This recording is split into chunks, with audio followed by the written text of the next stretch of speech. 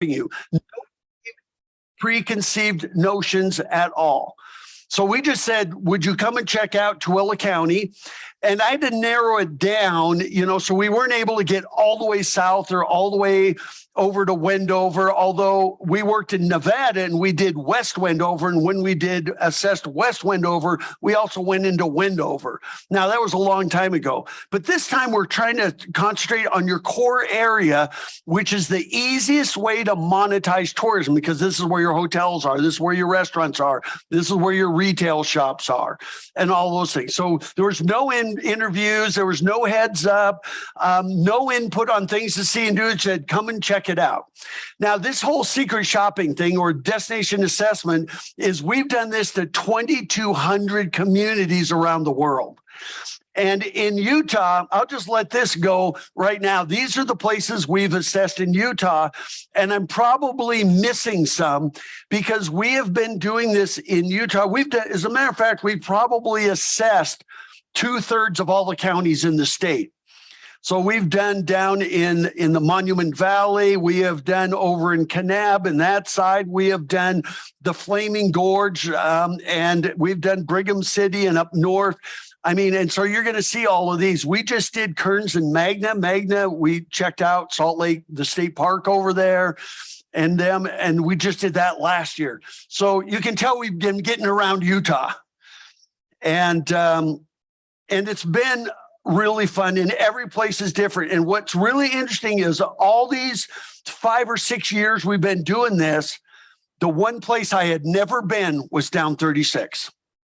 So this was truly a first experience. And so when we do this, we look at marketing. Could we find information about you easily? Was it good enough to close the sale? How do you stack up against the competition? I'll tell you, I have said this, I speak at a lot of national conferences. And one thing I have said, there is no state that has more diversity in its landscapes than Utah, from the Red Rocks and in the 5 national parks to Flaming Gorge, to the to the Bonneville Salt Flats, to up in Bryan Head, the wooded area. I mean, it's amazing. Your competition is really stiff in this state.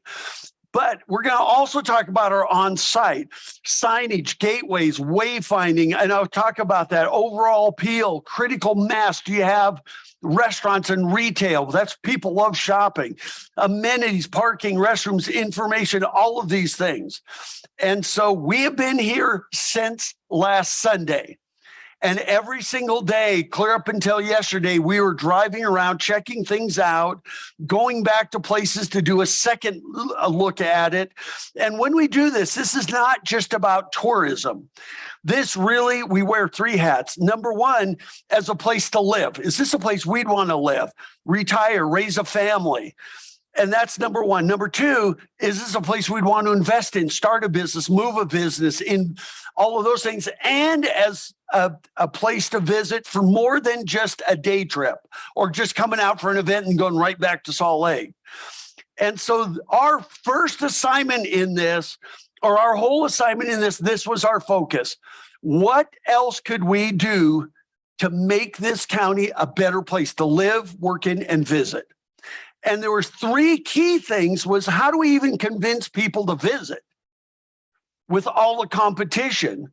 And what, you're 45 minutes away from Salt Lake City. I mean, you're so close. And then getting them to stay longer and having them explore more of the county. So they're not just coming to the Deseret Peak and then leaving. What else can we explore while we're here? And one thing that's really important is tourism is the front door to your non-tourism economic development. Anybody who's going to come here, all these people you're seeing here coming up on this screen, they're coming here first as what? Visitor. Is the place we'd want to live, our employees would want to live, that we can make money here. I mean, that's why tourism is so important.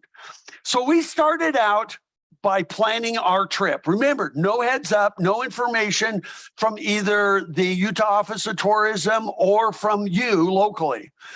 And so our initial thing was figuring out how to pronounce these words.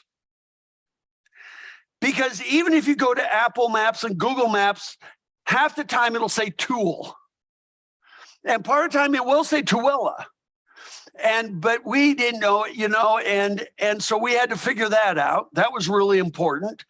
I think, and then I read somewhere that it used to be spelled Tuilla, and I went, yes, bring it back.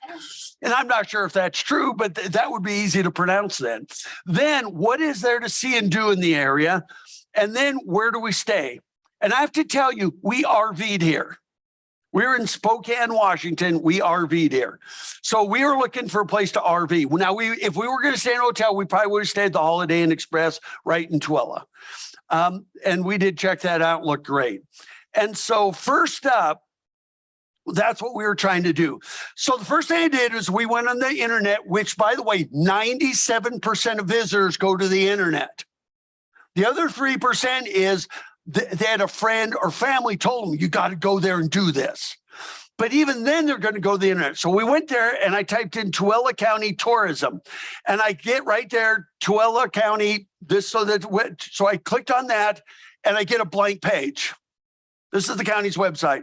When you click on that, that's what you see. So now, one thing I want to tell you is do not throw anybody under the bus. I don't want anybody to say, well, whoever's taking care of that, they should have done a better job or whatever. This is all about how do we make it better, not throwing anybody under the bus. So I want to make that really clear. But when you click on this, that's what you see. And so you're going to see in these numbers. There's only suggestions in this.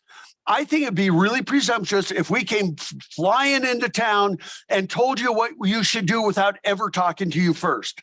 So in this presentation, you're going to see a gazillion suggestions. They're ideas. A lot of times you're going to say, we're already working on that. Well, we don't know that. We remember, we didn't interview, we didn't talk to anybody. But if you say, we're working on that, just consider yourself validated. Okay? So, number one, add some text here, some pictures, anything, because right now we're just going, this is the county. But however, if you do go up there and click on recreation tourism, then it will pull these down. Maybe these should be down in the main body of it, so it's easier to get to and you see them right away. And so there they are, county recreation. And then the first one I clicked on was historic Wendover Airfield, and page not found. So I'm just telling you our experience. So in this case, you got to make sure all the links work. And then one of the other ones was the Clark Historic Farm. And so, but it's great when you go there and click on this link, it looks like the only thing ever happening there, if I go back to that, is on October 7th and 8th. There's nothing on their website that says they're open any other time, because this is a link over to them. And so welcome to Clark Historic Farm. Here's upcoming events. But other than that, is it only open during events? We don't know. We went there, it was closed. Okay. So on their website, tell us when or if you're ever open.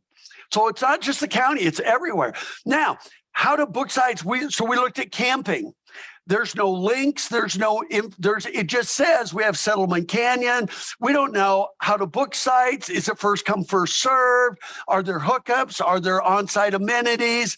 There's no links. There is a phone number to call. We called and we could have left a message, but we finally did some digging in out of county sites, and there's no hookups there. And for us this week, we need hookups because we're here working. We need power, we need water, we need septic. We're here for a whole week.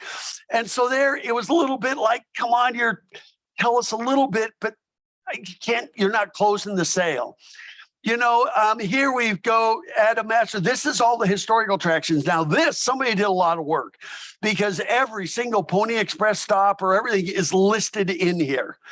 And one of the challenges that you may have with this, like if I click on one, a lot of these will say there used to be a conservation camp there, but it's no longer there.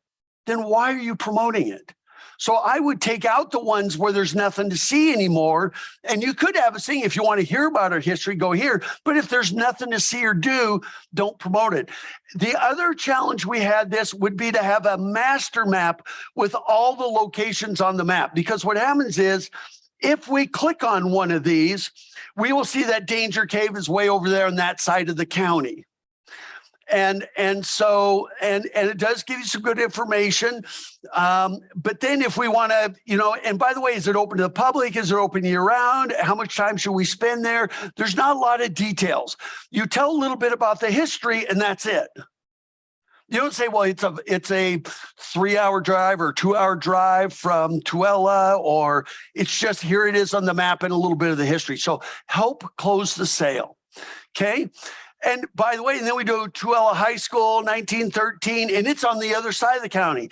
Well, if we're in Tooele, I don't want to click on 40 different historic sites and see where they're located for us to figure it out. It'd be nice if there was one map that showed them all and you could click on each one and say, and it would pop up a window that says, here's where this is or what there is to do there when it's open. It'd be much more useful than going through every single link and trying to figure out where they're at individually. But a lot of work went to that. So, we went to the county's website. I'm really sorry it didn't close the sale. Now, most county websites are not meant for tourism. They're meant for county business. So then we thought, okay, we heard about this Deseret Peak. So the first thing is you go to their homepage, says, take a look, take a glimpse, take a peek. And when we took a peek, it looked like it was half abandoned. And I'm sorry to say that. We went out there and said, oh my God, somebody had a really good idea, got a lot of money to build this entire complex. And then once we built it, we had no money to maintain it, do capital improvements, or market it. That's what it seems like. Because when you drive in, this is what you see. I mean, I'm going, where's the dining and lodging, the service stations, lodging? I mean, it doesn't look like people have done much over the last 25 years since it was built. And so these are just, so when you say take a peek and you take a peek and you go, there's nothing going on out there. I mean, I think people are trying to do a good job maintaining it, but I think I would change my marketing. And then, next up is they have calendars on their website and there's July's calendar. Absolutely nothing happening there. Okay, so let's go to August calendar, nothing happening there. So let's go to the September calendar. As a matter of fact, there's nothing happening at Deseret Peak the entire year, except for the county fair. This is their own website. And so even when we're there, it said Down and Dirty Summer, September 19th. We were there on September 19th. I don't know where it was or if it ever happened. And we're going, where is this? Where do we go? And sorry, the camera, was in between screens there. And so we finally went back to their website and said, okay, let's see if we can get more information. And the website promotes Down and Dirty Barrel Race in March 2nd of 2017. So, and on their website, it does give you a link to the county fair. And it takes you from their website over to the county fair's website. And on the county fair website, it doesn't tell you where it's held. Just because it's linked to their website doesn't mean it's held there. So we went all the way down to the bottom of the screen, Googled the address, and it is Deseret Peak. That's how we knew where it was even held. See, what happens is when you cater to locals, they're going to go, well, duh, it's at Deseret Peak. But we didn't know that. Their website, they need to say it's held every August 4th at Deseret Peak Complex or complex. And it did also have a link to the Tooele County Trails, which is a good website. This is the one where the links worked, the trails worked. I don't know who did all this work, but this was very good and very well done. But while we're still on their website, we decided we want to look at this. Now, remember, you're seeing this on a big screen. When you're on a small screen, this little map of the complex is very, very small. And when you click on it, it does not enlarge it. It would be really nice if you could enlarge it so we could see the whole layout of the Deseret Peak. And that would be very, very helpful. And then, by the way, there you go. This complex should have a full-time marketing and management staff of 4 to 5 people. I got to tell you, every convention center in the United States that is successful will have at least 2 marketing people. Well, you have a convention center and a bunch of equestrian facilities and a bunch of sporting facilities. You've got racetracks. You've got archery. There should be 2 to 3 people full-time marketing and sales to get your money out of this complex. And by the way, convention centers don't really work without lodging. But lodging isn't going to go there if there's no sales, nobody recruiting events there. Even other arenas in Panguitch and Cedar City have full-time marketing staff. And so to me, it's like, who's running this? This is a big investment. It's a huge investment and it's a great attraction. So we left that going, okay, so we've been to the county's website. We know there's a lot of historical attractions, no real information about when they're open or anything. And now we've gone Deseret Peak and there's absolutely nothing going on there. So then and by the way, it did actually have a link to the grist mill. Now, obviously the grist mill's not there. That's why we were wondering where the county fair was, because you do link to things that are not at the Deseret Peak, which is fine. Historic Benson Grill, so it takes you to their website. What's interesting about their website is on the homepage, they have 20 of the best ways to celebrate the fall in Utah, and only one is even in the county. So it's like, no, don't market things outside. I mean, I'm glad you're marketing things in Utah to keep the money in Utah. But still, I was like, all these fall festivals, there was only one that was even in the county. I promote the grist mill. And so that was a challenge. Then we went over to the Chamber of Commerce. So now this is us just trying to figure out what to see you do. So we saw Tooele County Chamber and Tourism, and you can see up there, they do have a tourism link. So we went to the tourism link and there are 4 links right there. One is filming, maps, trails, and Tooele Valley. And so, of course, we clicked on this and it said, oh, yeah, great, you can receive information.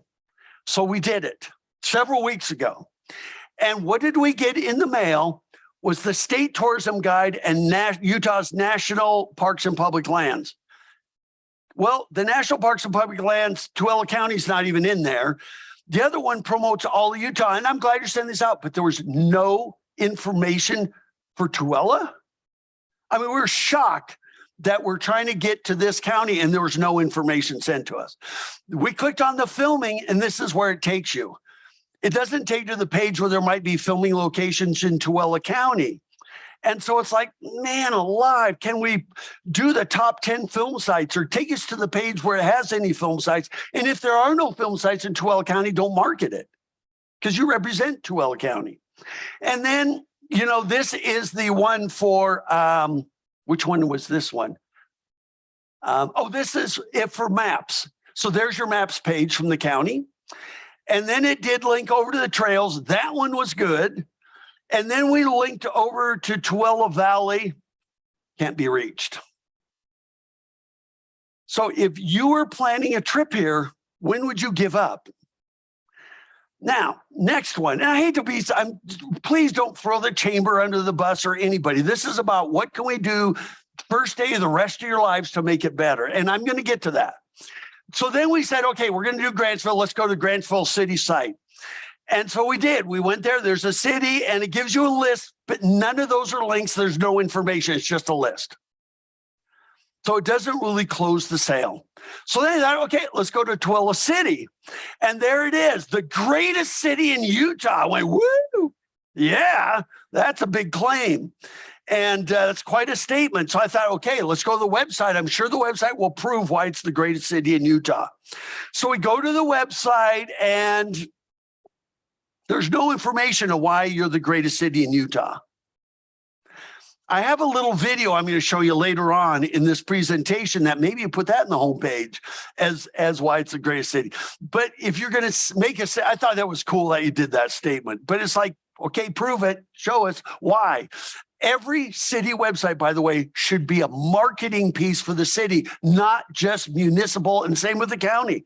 If you always want to market your destination as well as, so you could do a link that says living here, visiting here, doing business here, and then city information or county information. And so We did go there, and on it there is a list of about our community. And in that list, it said 101 things to do, and it said museums. Now, when we get to the museums, it just shows pictures and just says Tooele Pioneer Museum. There's no information when it's open, when it's closed, what you'll see there. It's just a picture and a name. And when we go, then we clicked on that. Look at this. I'm going, why didn't we get that in the mail? I think the local paper does this. And it's Tooele Valley, which I think is cool, 101 things to see and do. So once we found that on their website, we were going, how do we get a hard copy of this? And that is, we looked everywhere all over the county and never could find a hard copy of this. Well, it's at the chamber. I don't even know where the chamber's at. Where is the chamber? By the way, where is the chamber located? Half a block up, never saw it. And we walked all of downtown. So somehow we missed it. But that's good. I'm glad you got those. Somebody said they didn't print these in 2022. They did. Okay. And is it magazine format? Oh, perfect. So look at this. That statement right there is how we summed it up. So now you know we got to fix some marketing, because I think you have some great things here in this county, really great things. So now we said, okay, well, let's just look at other sites. We looked at everything we could find. This is utah.com, private. But one of the things it said right off that nobody in the county said is one of Utah's most uniquely beautiful places that feature some of the most dramatic landforms on earth. Right there, you've got me hooked. Can I find that here? No, I have to go to an outside website. And so that was a challenge. And they had great info. Look at this one. Tooele. Notice that's the state tourism. Let me go back to that. Look at that. I'm so glad that they said right there on the website, this is the state's tourism website. I'm so glad they started right off with how do you pronounce it? Right in there, they tell you about that. It was the site of North America's oldest human settlements, the ancient peoples. It does a good job for you. I mean, I would have links to this. I would right to those pages. You can even take some of that copy. I'm sure they would say, sure, you can put on your website. They're there to promote the entire state. And so I think that's cool. So you know what? We finally kind of figured it out. Tooele, although we've heard Tooele, you know, and so Tooele is what the state tourism website. Ophir, we saw that sign in Ophir. Oh, for goodness sake, that's how we knew how to pronounce it. And then O-currh, is that O-currh? Okay, so we had to figure that out. And so we finally got some answers there. And then we went back to this because we thought, you know, I thought this should be available at lodging establishments. This should be available at campgrounds. This should be available at maybe some of your retailers, some of your attractions, some of your museums. It needs to be out there because actually it does a really good job, you know, and it's the only thing we could find that really promotes the county. And so, you know, it's got OHV riders. It'd be nice if there was a website that would give you more details, because in this magazine, they can't give you every detail. But if there was a website where you could get all the details about off-road vehicling or ATVing or whatever, would be great. Now, on their website, we did go to the paper, the Transcript Bulletin's website, and we kept clicking on this I wanted to open it up, and that is not a link. What you have is way down there in the bottom is the link to open this up. It would be great if this was a link, because people see a row of ads there, and a lot of times, the first couple of times I didn't even see that. That is the link to actually open it up. So I would make this the link instead of having to go down there, because otherwise all you see is that cover. And so, you know, it would be great. So, quick fact. One thing about, and because a couple people said they didn't print it in 2022, these are local people saying that. In restaurant stuff, they never printed this year. So I thought I better add this in there, because before we head to a destination, when we make our decisions, internet is number one, friends and family, somebody word of mouth is number two, and printed materials is number three. But when we arrive, look at this. Butler University did this research. Printed materials is number 1. Local referrals is number 2, and the internet is number 3. And look at the difference here. Printed materials are used 32% of the time before we travel, but once we arrive, 81%. So printed materials are not dead. And we couldn't find any printed materials anywhere in Tooele County promoting this county. And so that is really, really important. So then we went over, I just Googled things to do in Tooele, Utah. I didn't even put county, I just put Tooele.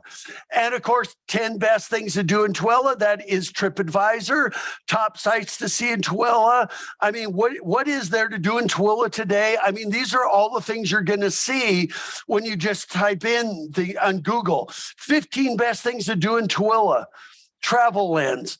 I mean, so we started looking at these and it was amazing. So of course we went right to TripAdvisor, yet even in TripAdvisor, the Pioneer Museum has not loaded any photographs up or any information up, and it's free.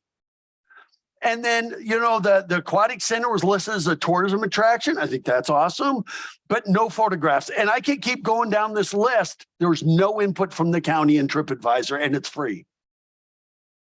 And it's the most visited travel website in the world. And so there's the Utah's Adventure family. They did things to do near Tooele, Utah. And I thought, okay, this is pretty cool. So they went right down the list. These are what you call influencers. Their social media. So there it is, the Railroad Museum, the Pioneer Museum, the Firefighters Museum. This was probably the best marketing of all.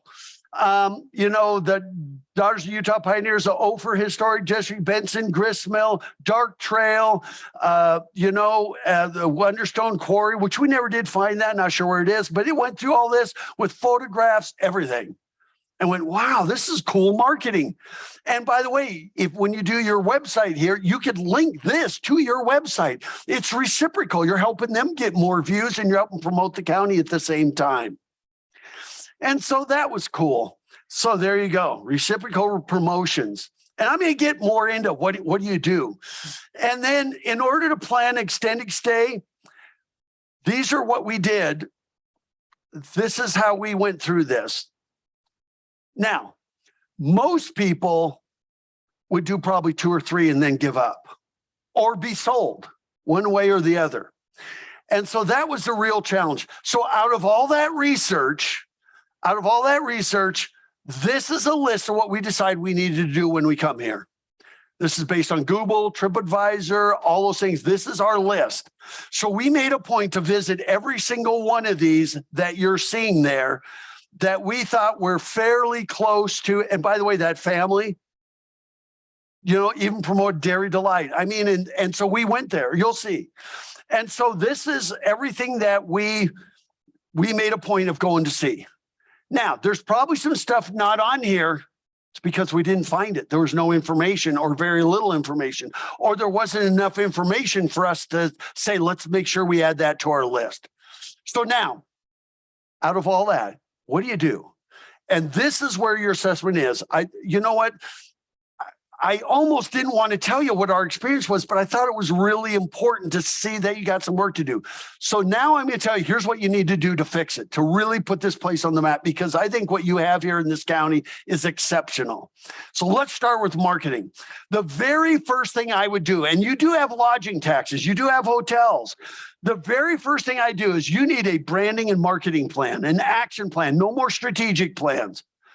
You need an action plan, a to-do list, your brand direction and key messaging. And I'm going to give you a lot of this. Most of your plan is going to be given to you right here.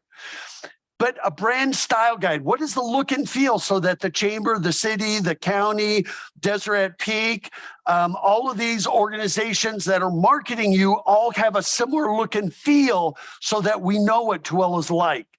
You know, so we get that you're all in the same place. Public relations, social media plan, who's managing that? Website development and updates and e-newsletters and collateral marketing materials. That's your printed materials. YouTube channel. You need an I already have Brittany here. Your assistant county manager is going to be your on-camera personality to promote the county, right? Anyway, but you do need that on-camera person, whoever it is, that's out there saying, oh, it's so cool today. I'm here in Settlement Canyon and I'm walking this trail. And here's what's so cool about it. You need that. And you really don't have it right now. You need a team. You need to put together Destination Tooele Valley. It could be your tourism. You have a tourism advisory committee. Is that right? Or yeah. And that could be it. But, but I'd have somebody from the city, from Grantsville on this. And then for product development, and then whatever those initiatives are, and then promotion, advertising plan, staffing, annual budgets. For a county like this, you need to have a full-time effort on tourism. It could be combined with a Deseret Peak, but you need to have full-time effort. Sales, marketing, sports sales, sports marketing. You need to have what most of the state has called convention and visitors bureaus. You have enough lodging here and you're growing fast enough that I think you deserve to have that. You need to have a full-time effort. I really believe that. I have no idea what you raise in a year. Remember, we'll have a meeting afterwards and we can answer some of these questions. But start with a plan and identify your brand direction. What differentiates you from the rest of Utah? I mean, you're not the only place with mountains. We've worked down in Beaver County where they got the San Francisco mountains and all these other different, I mean, what differentiates you? What do you want to be known for? What sets you apart from everyone else? Two things came to mind immediately after we toured the county. That was the need for speed because of your raceways and everything. Or, okay, well, see, you've just been validated. Or test your metal, and I'll show you these. And the reason why you want to do branding is, think about this. Okay, this is interactive now. Here's a list of cities. What is Provo known for? Pretty much BYU. Okay, Salt Lake City. Temple Square, LDS, Cedar City. Festival, Shakespeare Festival, right? Park City. Skiing, upscale, Sundance Film. Moab? There you go. It is the Slick Rock Biking capital. If you just write down Slick Rock, if you go to Google and do Slick Rock Biking, don't even put a state or anywhere in the world, Moab will fill the first 3 pages of results. Farmington, what do you know for? St. George. Snowboards, winter desert, retirees, and they're trying to change that. Brian Head, skiing, you got it. Springdale. Zion, it's right there at the entrance. By the way, Springdale, town of 600, has the highest per capita retail sales of any city in the state of Utah.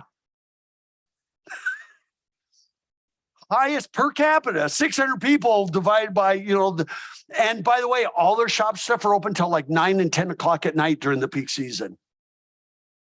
There are people going to Springdale for Springdale. And while we're in Springdale, we're going to go in and hike the canyon. We're going to go hike, we're going to go do Zion. Maryvale. Paiute Trail, one of the top 5 ATV trails in the United States. Kearns? Oh, yeah, I shouldn't have put that up first. You got it, the Olympic Oval. Tooele?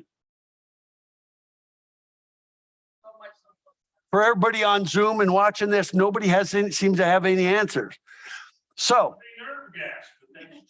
nerve gas. Okay, I'm glad that's changed. And so what we're going to give you with this is we have this thing called the Destination Development Association. You're going to get access to it for the next year.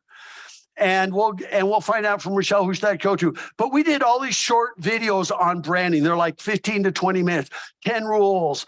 10 steps. This is going to go through this. You could just take, well, hey, we like Roger's idea. Let's go for it. It's totally up to you, but there's all kinds of videos on how to do this. Okay, so what do you want to be known for? And so you just need to let us know who we're going to provide that link to. But with this whole test your metal or the need for speed, and I kind of like this test your metal or some kind of tagline that kind of plays that up. Like the Army used to do, be all that you could be, do something you'd never tried before. I kept going, man, look at what you have here. Scuba diving. Never done that before? Here's a place you can go learn it. It's one of only 2 places in the state of Utah where you can do that. Skydiving. I mean, look at this. Escape at the escape room, go-kart racing at the motorsports campus. I mean, BMX, motocross. I mean, look at all this. The trampoline park at Drop Zone, rock climbing at Drop Zone. I mean, the Lotus driving experience, which they're working on out at the UMC, auto racing, the Ford Performance Center. I mean, flight training. I don't know if they do glider lessons and stuff out there as well. I mean, I kept looking at this, and the horseback, I don't know if it's there, but I know there's the Pegasus Event Center. Maybe that comes into this. This is, maybe there's a way. Mountain biking could certainly come into this. The trails and those experiences. So we thought, man, you could look at what you have here to do this with. And so the next thing is you need to develop a standalone tourism website. We did Google some things, and we did hear that you hired a company or somebody hired a company. And then when you pulled the plug on them, they said, we own all of that, and they kept it all. And there's a lawsuit or whatever. We heard those rumors and everything. And I can't believe somebody created something for you and did not give it to you. But that's just my little editorial. But you need, and I would promote Tooele Valley. Have you ever gone anywhere because it was a county? We don't go to counties. We go to Napa Valley, not Napa County. See what I mean? And so promote the Tooele Valley. And I understand that maybe the Great Salt Lake is not in the valley. Maybe Bonneville Salt Flats are not everything's in the valley, because you can always say Tooele Valley and beyond. But Tooele Valley sounds like a destination. So I like those words, and I like the 101 things to do in the Tooele Valley. And you could always do Tooele Valley and beyond. But you do need that. And I would do, visit TooeleValley.com and .org were already taken, and there's no website. And that might be part of that whole thing that's going on. But I would do explore TooeleValley.com and .org.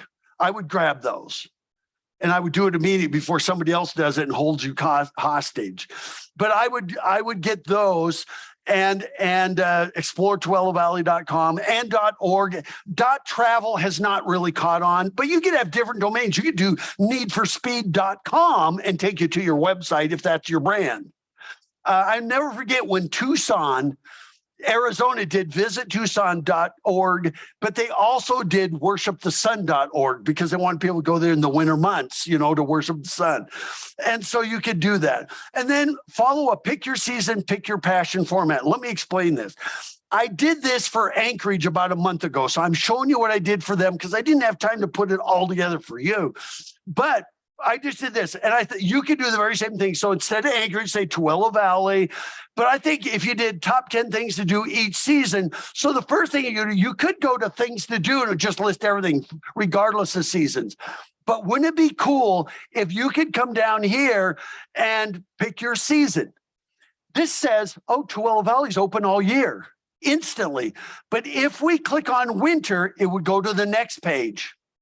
And in the next page, it might say, well, do you like ice fishing, fat tire biking, hiking, rejuvenation, amazing history in the snow? And then if we roll over ice fishing, it's going to show a picture of ice fishing. If we roll over fat tire biking, then it's going to show you fat tire biking. But each one of those is the link. So in their case, and by the way, I'm not saying you have ice fishing. This was done for Alaska, but it could be done for you. But then what you would do is you would go, so you could do this, just think instead of ice fishing, think trail riding, trails. But in their case, they say, okay, now here's our ice fishing spots. If you click on one like Sand Lake, then it will take you to the next page, which gives you the details. So if you rolled over directions and parking, there it is. Ice report, licensing, catch limits, all of these things. So you can do best months for biking, best months for, certain trails, on and on and on, derbies, videos, you name it. So follow this kind of a format. And by the way, details. Don't give us generalities. Say, we have great trails. Good luck. You got to tell us why we should do the dark trail or the other one that we want to see was the Stansbury Front Trail. That's one we really want to do. We couldn't find it, but it's one we wanted to do. But we want details. Leave no question unanswered, just like there. So he said, you want winter, you want ice fishing, here's our lakes. And if you click on each lake, it'll tell you all those details, how to get there, where to park, where to get a fishing license. You can do the same types of things here. And so you have one chance to close the sale. Don't just link them away from your website. Keep them there. You've got a captive audience. Close the sale. And so look at your website when you create it, or any website. If you read anything on your website that could fit everyone else or anyone else, get rid of it. So if you say, we have a wonderful array of historic attractions, name a place in Utah that doesn't. See what I mean? You have to pinpoint it. And so the key to keeping them on your website is provide all the information needed. And there's the Stansbury Front Trail. Just looking at that picture makes us want to go there. And so otherwise, they'll head elsewhere for helpful information. People want help, not just the sales pitch. And so you need it. You can do this. You can do history that makes this worth a special trip. Categories on the trail, and you can do top 5 mountain biking trails, top 3 hiking trails, awesome ATV or ORV trails. And by the way, you may say, but Roger, we have more than 3 hiking trails. Always promote your best and say, by the way, if you like those 3, go to our website. We've got 3 more, and then 3 more, and then 3 more. People always Google top 5 or top biking trails, hiking trails, top snowmobiling. They'll do always top or best, and then your location. And so you could do best horseback riding site. You could do rejuvenation, promote Crystal Water Float Spa or Mill Pond Spa, were the 2 spas we saw that look great and have good reviews. You could do test your metal events, and there we go with the skydiving, scuba diving. So you could have these kind of a setup on your website, BMX. I mean, we can keep going down there. And then, of course, you would just do the Bonneville Salt Flats. It's its own thing, and probably the same with the Great Salt Lake. And the reason I have these down here lower is because it's really difficult for you to get any money from people visiting the Bonneville Salt Flats. Now, granted, Wendover is in your county, and we do want them to be successful, but they're still on here, and they're their own draw all by themselves.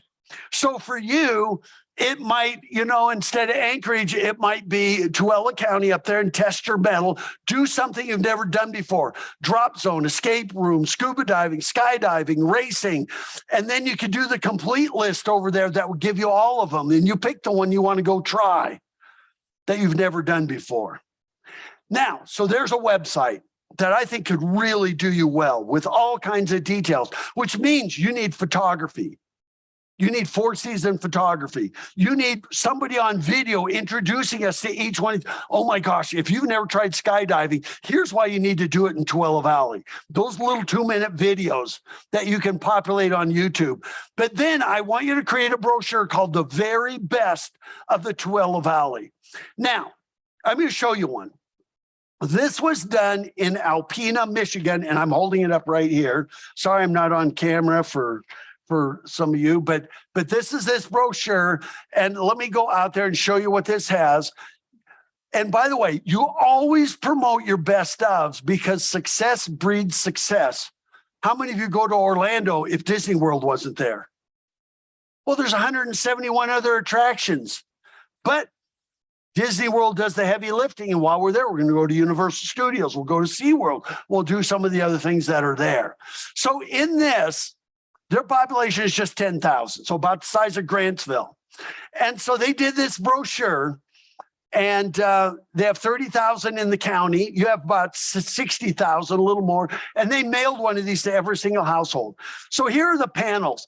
By the way, all of these were rated very well. And I'm going to show you the criteria they use that you could use. So, and each one of these paid $400 for their panel. It didn't say who wants to buy a panel. They were hand selected by, and I'll show you the criteria. And so each one of these was invited to be in this brochure. But now there was the Besser Museum didn't have $400. They were really struggling.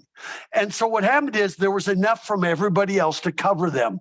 The same with like there's a trail system. Well, the trail systems don't have money, so those were included. There was enough to cover that.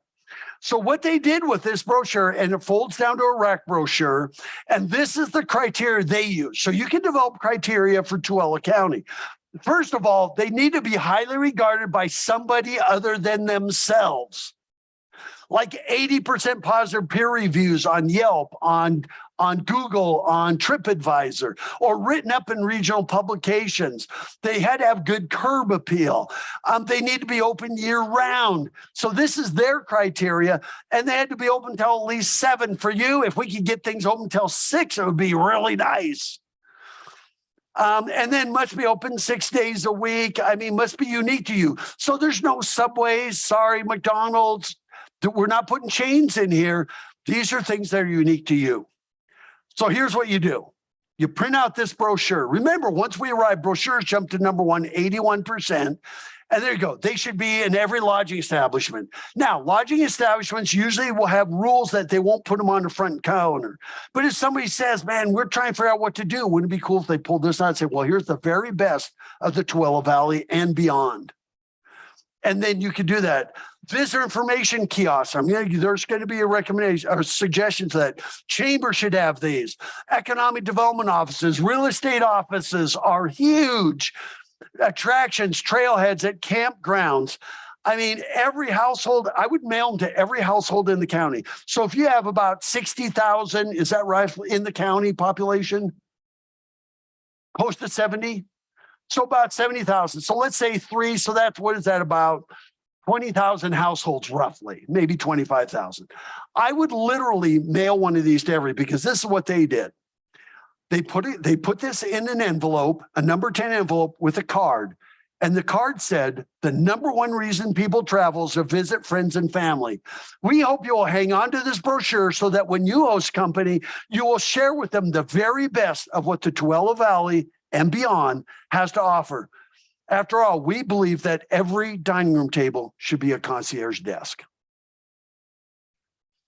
Within days, people were coming downtown they would go, oh my gosh, they'd walk into Myers Fashion and go, I got this in the mail. How long have you been here? And the mercer would go, 10 years.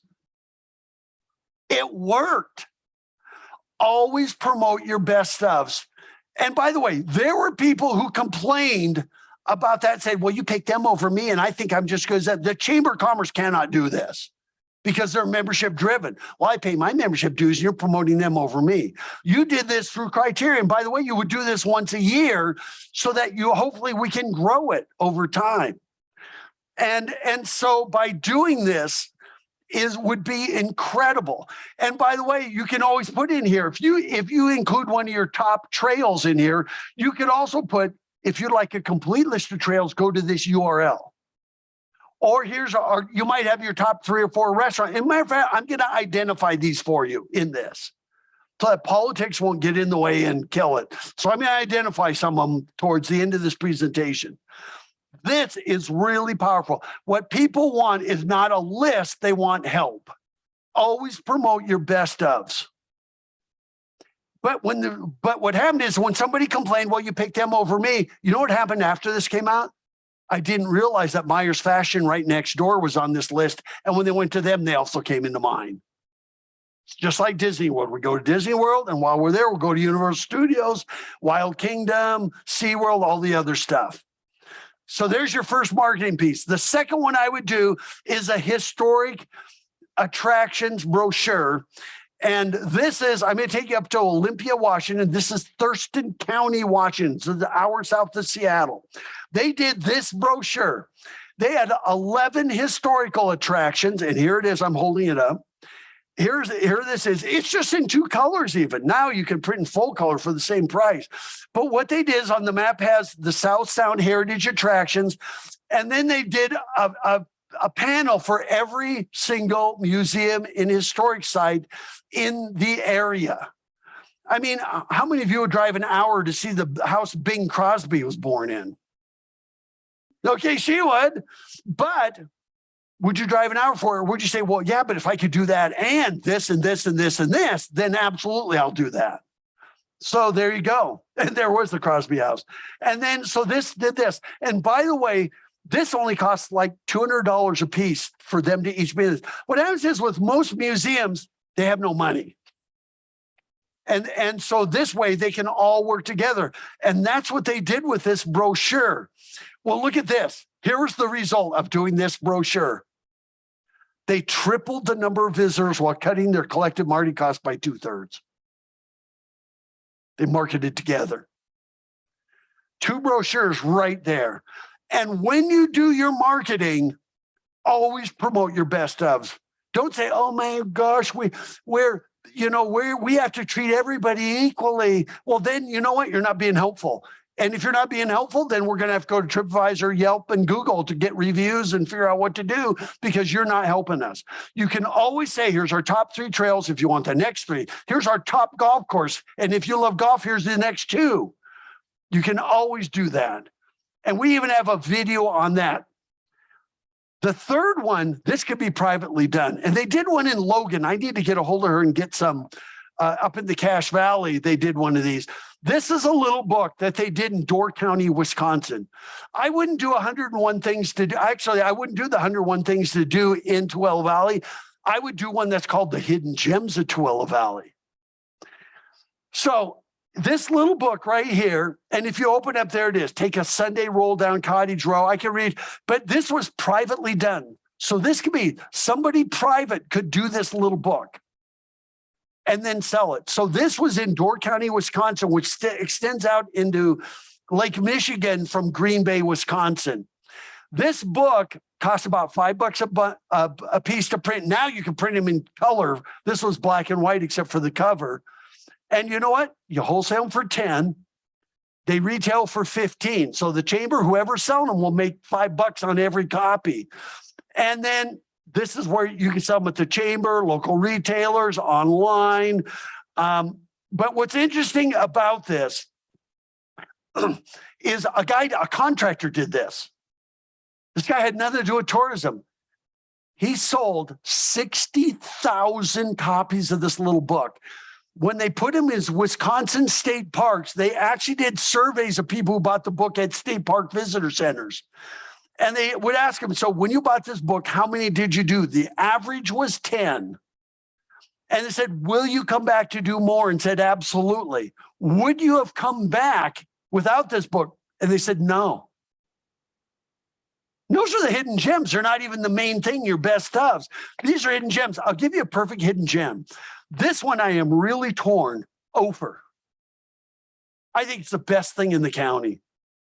But you could overrun that little town so fast that do you really put it as a best of, or do you put it as a hidden gem? That's why I'm a little bit torn, because we were there. We're the only visitors in town when we were there this week. I mean, there was nobody else around, and you'll see. I'll come to that. But you know, you have other little hidden gems that you don't want to overrun that we would not even know about. So that would be a way to market those. Okay. Then you need to establish social media outlets. I would start over. I would do at Tooele Valley. I would do hashtag Tooele Valley, hashtag Tooele, Utah, you know. But right now, this is visit Tooele County, and it's got 3 pictures in it, and it's nothing there to really sell us. So I would just say start fresh. Okay. And then grab these hashtags. And one thing I want you to do with these hashtags is get them out there. So this, watch the sign. Okay. Do that. Always put your hashtags at all your gateways. Instantly tell people, where can I share your experience? Where can I share my experience? Because otherwise we're going to make up our own hashtag on Instagram, TikTok, Facebook, everywhere else.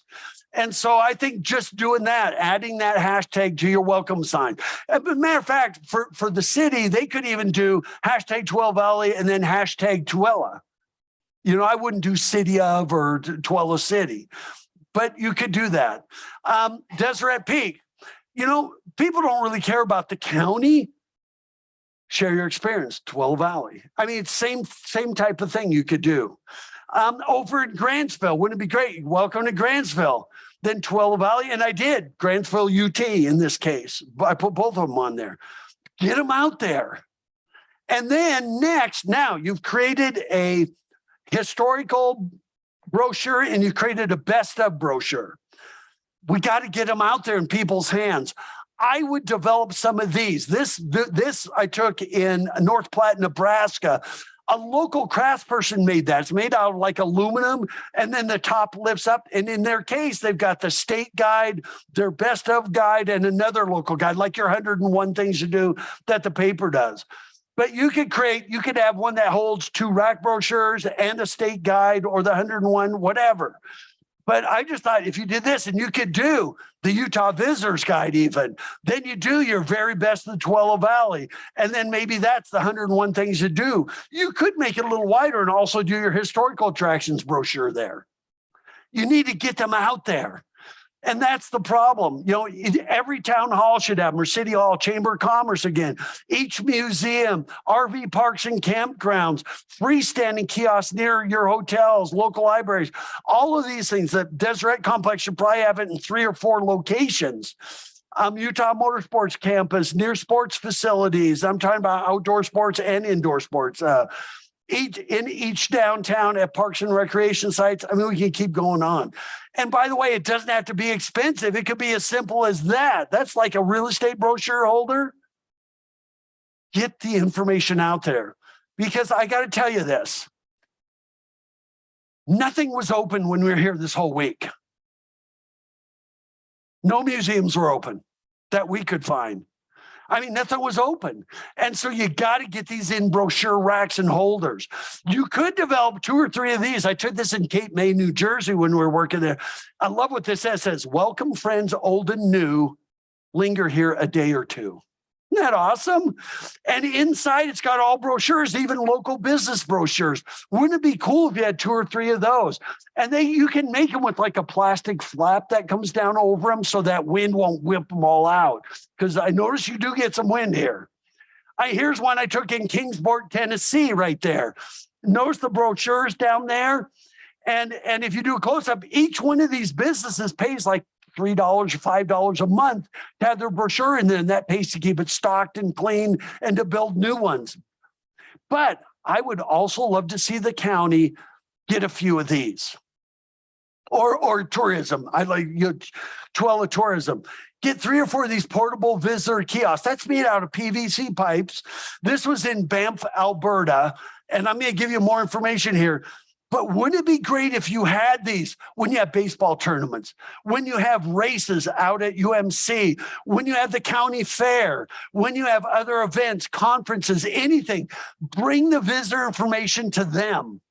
And so this is really cool. They come in a carrying kit, and then they all clip together. You can see the gals sitting there doing this.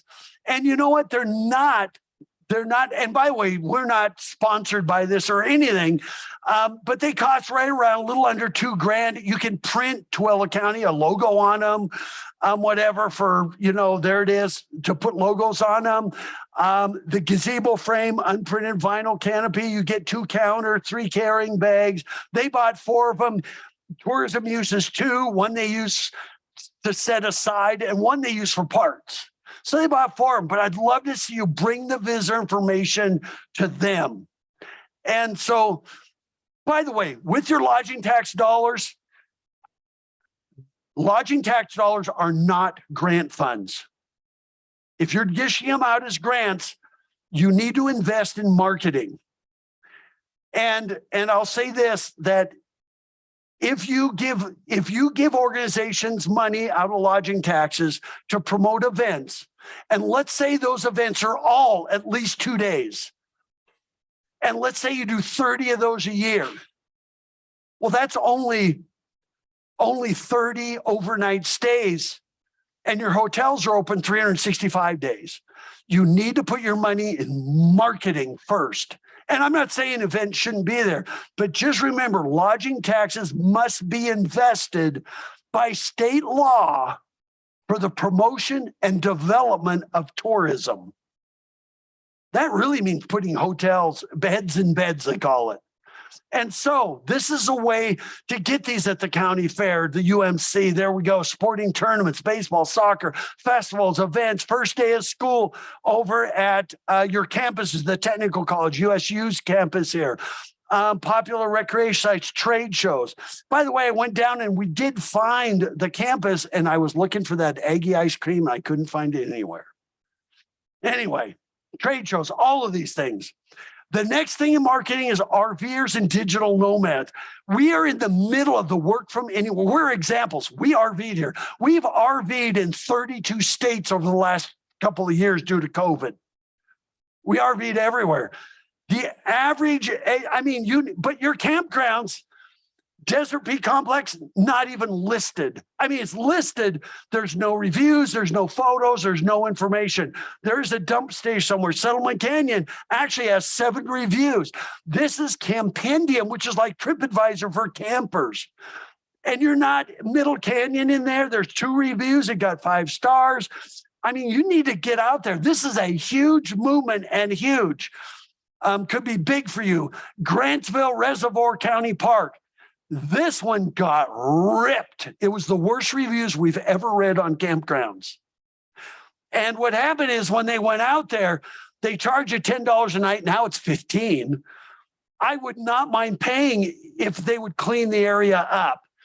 Here's another one. Oh, so we arrived at 10:30 p.m. on Thursday night, and they went on, but it got pretty much ripped. But there's nobody monitoring these things. There's nobody local on all of these. That's Campendium.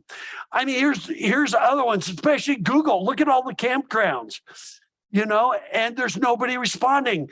You've got to be on it, and you got to make sure they're listed. You got to make sure there's photographs. If somebody had a bad time, you need to let them know, hey, we're working on that. We're cleaning it up. Or I'm so sorry you had that experience. And so there's a whole video on marketing RVers. By the way, the average age of a person buying an RV, 38. There are so many millennials buying RVs, even married, even with kids. And they're saying for $30,000, $40,000, I could buy a house and I could be anywhere I want to be. And yet, for us, we could not find a place to RV in this county. You know where we've been staying? The intersection of Highway 215 and 68 Redwood Road, that RV park right there, where we can hear 215. We had to drive 35 minutes every day to come out here because we couldn't find RVing in this county with hookups. That was available for us. And I'm going to give you more on that in just a second. I also want you to join the Harvest Host program. It's free. Harvest Host RV camping membership, we pay $100 a year to be in Harvest Host. And what it does, it allows RVers to spend one night there without any hookups. Wineries, golf courses, museums, all of these. It's free for you if you let us stay there one night, self-contained, no tents, no RV dumps, no hookups, no water. You're self-contained, which we are. And that is a great program. It costs you nothing to get them to stay at your museums or anywhere. And I'll show you more. Look at this, 3,700 wineries, breweries, farms, attractions that invite RVers to stay overnight. There's one rule they tell us, if you're going to spend the night, patronize them. If it's a winery, you buy a bottle of wine. Even if you don't drink wine, you give it away. Or if it's a farm, you buy whatever they're selling. Or at least you give them good reviews. That's the one thing you do in exchange for staying there. Look at this. Meet our happy campers. People love Harvest Host. Members get unlimited unique. That's us. Hosts get new customers and great exposure for their business at no cost. And you will meet and you can connect people. It's a great opportunity. I kept thinking Deseret Peak Complex. Now, Deseret Peak has RV sites. It says for Deseret Complex patrons only. We're not a patron there. We're a general public. See what I mean? So they saved those for events. Yet we were there this week and only one space even had anybody in it. You can be generating money. And so Fire Museum would be perfect. The Mining Museum out there. Bonneville Sea Base would be great. They already have some right next to them.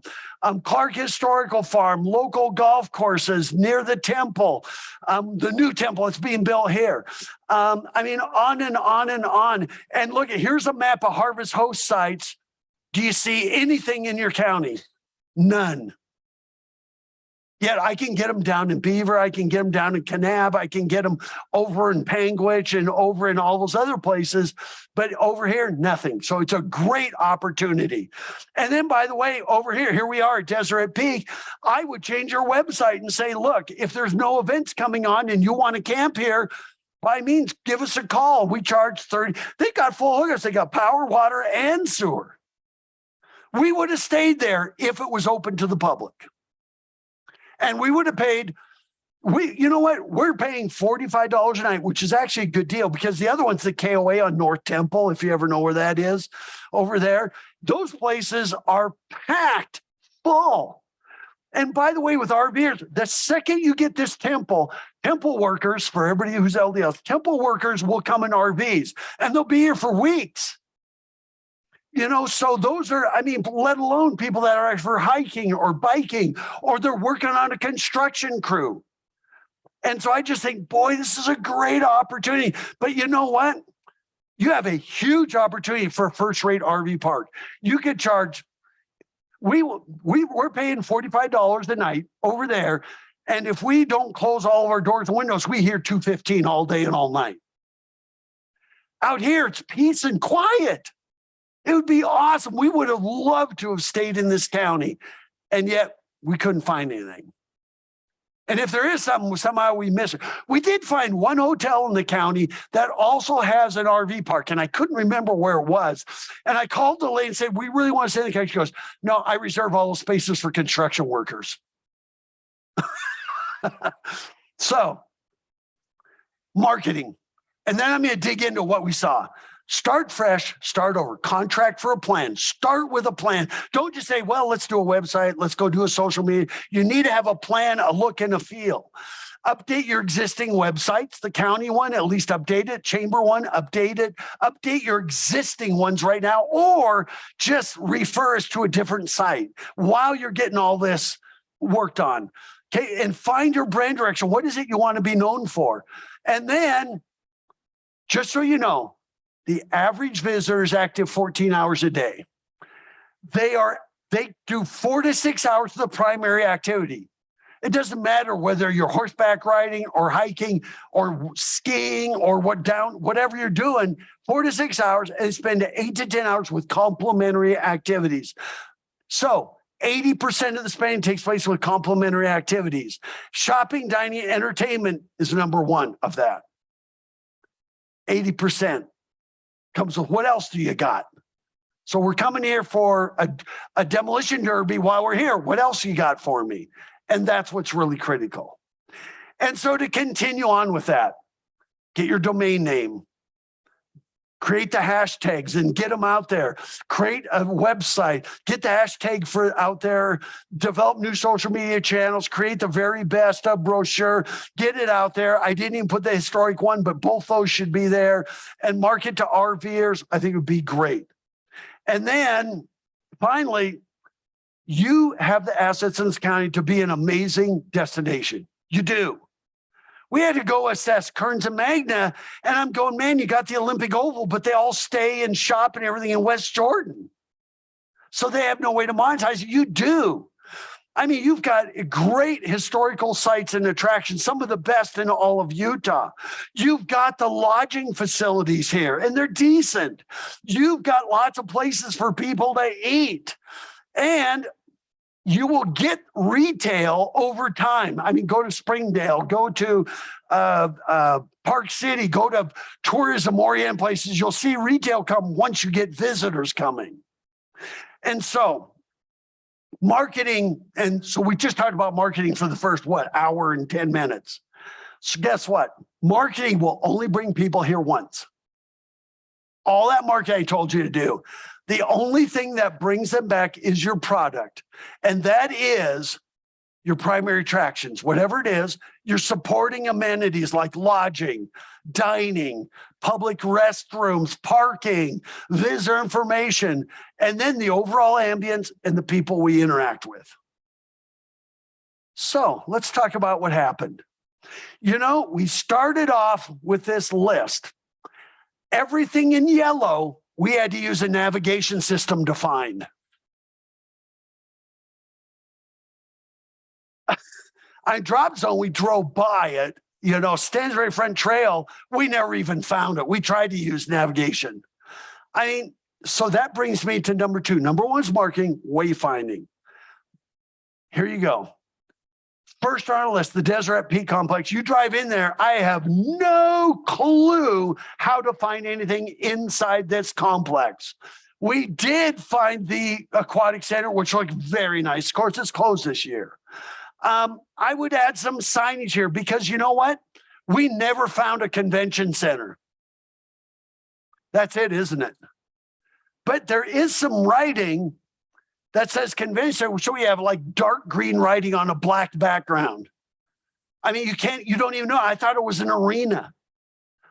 So we need some lining. I mean, change the window lettering or put a nice sign at the found the equestrian facilities that look abandoned. We thought that pretty much the Deseret Peak complex was pretty much abandoned. And it isn't, and the reason is, there's no money's being invested in it. It doesn't look like, and it's just our impression. And so, hey, a wayfinding sign, woohoo! If you happen to be driving in there, you will find that, which we followed through all the parking lots and everything to get around to it. You know, that's your way. And then you have this little sign here. That's ridiculous. The only way you can even read that is to stop, get out of your car, and walk up to it. And none of these continue. They just say, go that way. Good luck. I mean, you need wayfinding. None of these complete the job. This one here, you know where that is? On that, I don't know what that street is. Okay. And it says Deseret Peak Complex Fire Machine. If you go down there and turn right, there's no signs. You end up at the lake. You end up on 80. There's no signs. There's one sign that says Aquatic Center. Nothing finishes. And so you need, I mean, look at, we never found the archery field or archery course. We never found the concert venue that was marketed. We never found the motocross facilities. The convention center, we eventually found, we said, oh, I think that says convention center on the windows. RV park, it was our 3rd visit out there when we finally found the RV parking. I mean, how to get to UMC, you know what? The motorsports campus is right next door. We couldn't figure out how to get over the fence to it. You know what we did is we pulled out on the west side, end up driving all the way around like 5 miles to get into its entrance.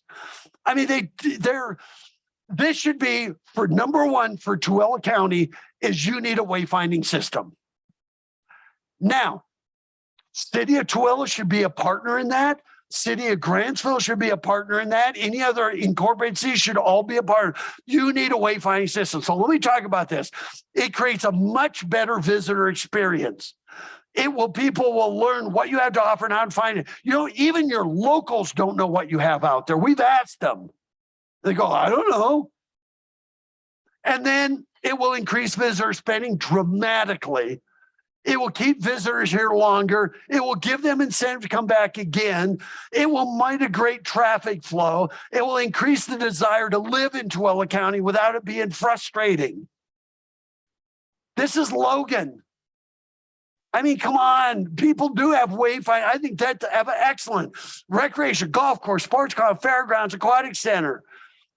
You know, they've got them to downtown. You need a wayfinding system. It could be branded for your need for speed or whatever your brand is. Test your metal.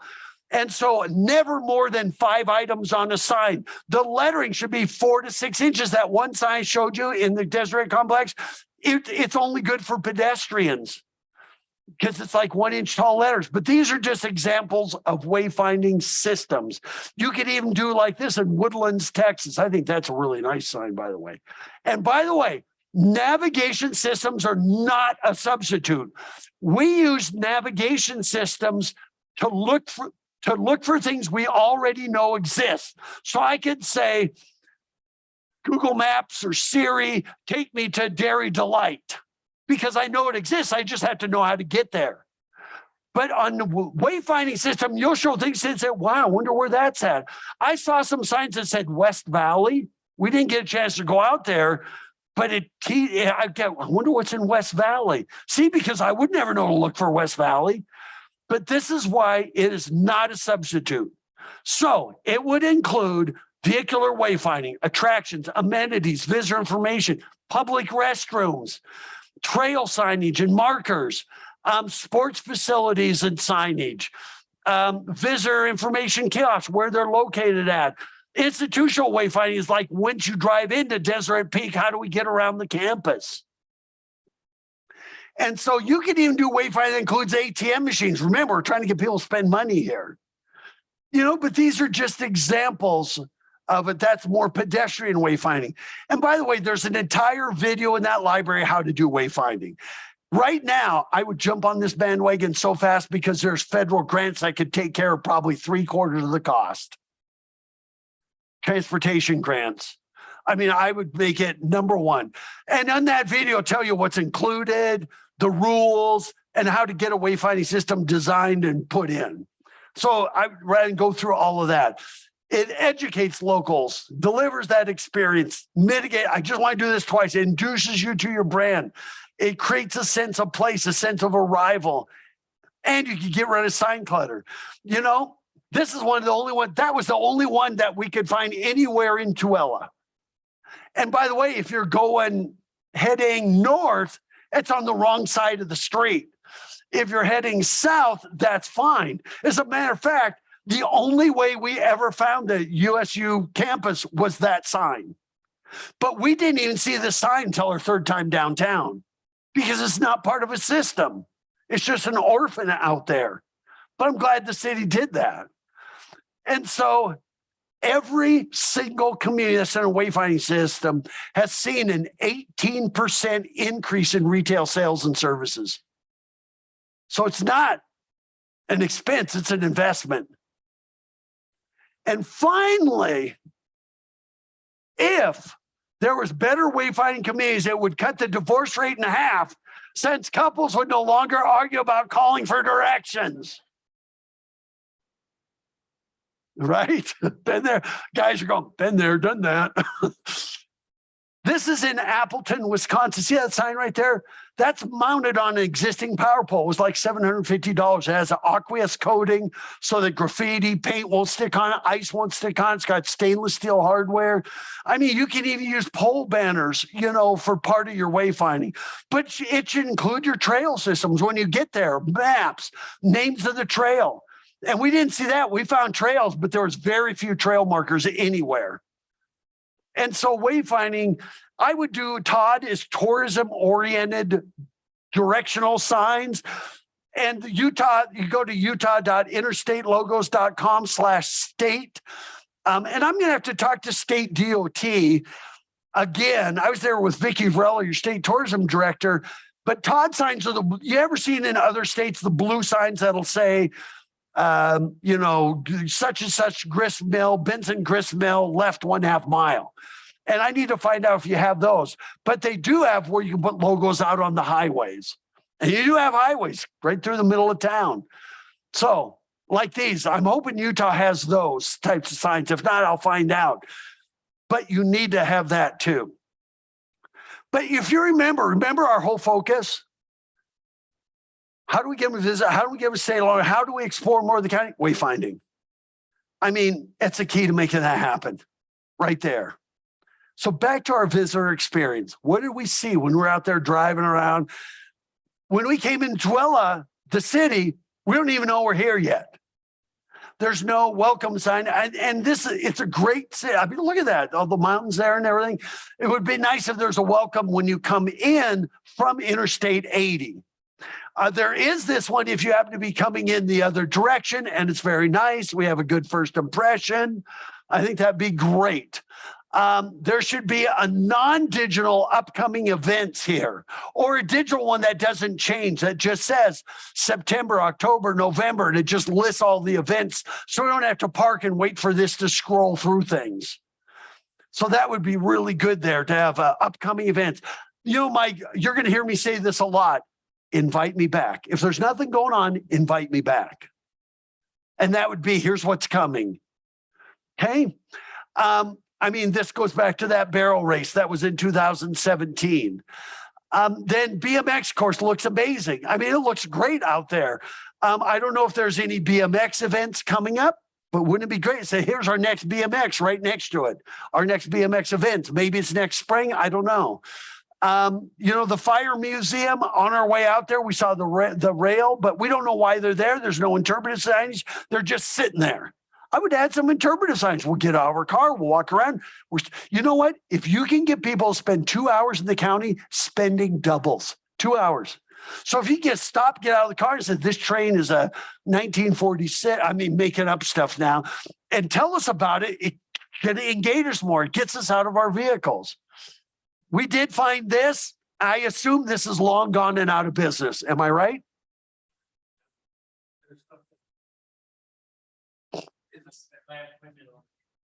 There's no signs. There's no where this is when we're open. It's just there. And it needs paint so bad. We just figured gone. You could see what our perceptions are. Remember, this is our first impression. And I'm going, there's nothing. There's not even interpretive signs over on the outdoor displays. Nothing. So we just assume that's long gone. And now you start to get where we're getting this. We made it over to the Firefighters Museum. Looks fantastic. I mean, we get there, we walk around, we go up to the door, and it says, I can't even remember what it said. Let's see, do I have it here? I think it's open like on Fridays and Saturdays. It's like, first of all, I'd have a sign out there further so we can walk up the door and then turn around and say, well, we've been rejected. You know, but I would have another sign. So we thought, well, at least there's some outdoor displays. So we walked around them, and somebody, thank goodness for somebody, went out with a weed eater and tried to do what they could. But most of these are just in the weeds. There's no interpretive signs. There's no stories. There's no information. They're just a bunch of things stuck out there rusting. You know, luckily they're in the desert. But I mean, I like to know what year, when did this come from? You know, when's the last time it was used? I mean, I would go get a brush cutter. The weed eater couldn't get through all the brush that's grown up through the floorboards. And so it just looks like, what happened here? And this is our opinion. The entire Deseret complex it's out of business for the most part. I mean, so, you know, and so we could not figure out how to get on the other side of the fence, you know, to UMC. And of course we have this, and I would take this down. I don't know what it is or what it was, or maybe it was a grand vision, but it doesn't do you any good. You know, fix it or remove it. So we did go over to UMC. So I got to tell you, Deseret Peak, I went, wow. And that's where that was our perception, is somebody had a master plan that was genius. It is an amazing facility. And yet we got all the grant money, we got all the money, we invested in this incredible complex. We got a huge draw right next door. It benefits both Tooele and Grantsville, the whole valley. And yet, once we put it up, we had no money to maintain it, no money to take care of it, no money for capital improvements. So we're just let it sit in there rust. That's what it looks like to an outsider. Hope it's not true. This looks amazing. You can tell it's a going concern. There's no weeds. I mean, the flagpoles are up. They've got the racetrack right there. I mean, the one thing it needs is a reader board, because I don't even know what its upcoming events are. So if we're exploring the county, we say, here's what's coming up at UMC, and there wasn't anything. So it'd be nice if they also had a reader board. So that was out there. And by the way, we went there 4 times. Nothing was ever going on. And we're in September, you know, so we went over to Grantsville. By the way, let me tell you something about tourism. The boomers, who have the most disposable income, their peak months for travel are April, May, September, and October, the shoulder seasons. And yet you're closed. And you got to get out of this Memorial Day to Labor Day mindset. So we went over to Grantsville, And the very first thing we did is we looked for the Donna Reed Museum. So we said, hey, Siri, take us to the Donna Reed Museum. And it took us to City Hall. And that's the address. Now, Google has a right, Apple doesn't. So we took a City Hall. It's cool. Looks really cool. We didn't know whether we should go in City Hall. Maybe the museum's inside City Hall. We went over to the library. Nope, it's not in there.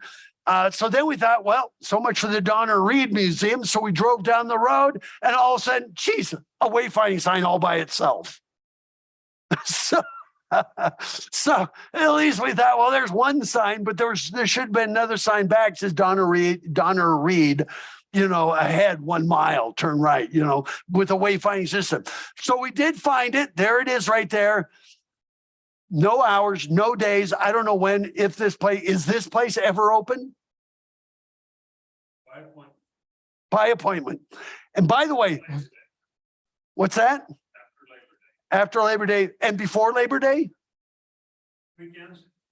Okay, but it should be right out there in the gate. Hey, we're open every weekend in May, June, July, August. Just always invite us back. But we went there, and it was one we really wanted to see. But it says call for appointment, and you know what? Hardly anybody's going to do that. Right now, we don't even call each other. We text and say, is it okay if I call you now? See what I mean? And so those days of call for appointment are over. And for the most part, if you want anybody under 65 going there. And so we saw it there. We wanted to see it, but there was nothing that said come back this weekend or anything. And so, it looked great. We're looking over the fence, trying to read the interpretive signage that's right there. And by the way, to correct these, if you just Google how to correct location at Apple Maps, it'll give you this article, tells you how to do it. So for like the Donna Reed, to get that corrected, because the next one we tried to find, there it is, correct. You can do it on a mobile device, or you can do it on a laptop or a desktop computer. Because then we said, okay, let's try to find the Bonneville Sea Base. It took us to this building right there. And so we did so then we said, okay, dump Apple Maps, let's use Google. And I'm a beta tester for Apple Maps. It's like, this is embarrassing. And so we did find it. And this is the sea base. We've worked up in the Heber Valley, which is where they've got the volcano top and you can go inside. These are actually outdoor. At first, I was going to, it looks a little sketchy. Number one, it's out in the desert. Linda and George, I think their names are, they're desperately trying to make this thing work. It's been a labor of love since the late 80s with them. But once you went inside, it's pretty cool. And by the way, my wife, Jane, where is she? Right back there. I forgot to acknowledge Jane is back there. And we are both certified scuba divers. We thought this was really cool. And by the way, you cannot do an assessment without a woman because she sees things totally different than I see them. And so both her and I have been doing this all week. But we went out there, and of course it's closed now. Excuse me, except for I think there was a music festival last weekend, which we never saw on anybody's websites or anything. But when we went in there, she came out and gave us a whole tour. Really nice. They do have a few RV sites there. The waters are pretty cool, and it's ocean. It's 3% saltwater, which is exactly what the ocean would be. But Linda gave us, they're trying to raise fish there, and it's hard to be an ocean diving experience when you drop down below zero in the winter. The Caribbean's, the water's 81 degrees year round. And, but I thought I thought it was a really cool experience. We have a guy that worked for us, Jordan Pogue, who lives in West Jordan. I asked him, have you ever been out to Tooele or Grantsville? And he said, yeah, they've been to the one farm. Which is the farm? No, not the grist mill. The one. What's the one in Grantsville? Oh, yeah, Clark Farm. They went out to Clark Farm, and he said, but I always heard that the Bonneville Sea Base seems really intriguing. So that somehow he had heard about it and thought it was pretty intriguing. I think that's pretty cool. It's a cool thing that they're doing out there. Then By the way, when we're out there, Lynn said, by the way, there's a brand new restaurant in town. It's called The Outpost. There's no signs or anything. You should try it. So we did. We went out there and had lunch. No signs or anything. It's brand new. It's brand. They still got some work to do. Kinks to work out. They have not even had their grand opening yet. But this is how powerful. Remember what I said? Once we arrived, we look at print materials and then local referrals was number 2. And so we did eat there. It was great. And so we decided, okay, we better check out Grantsville. We're here now.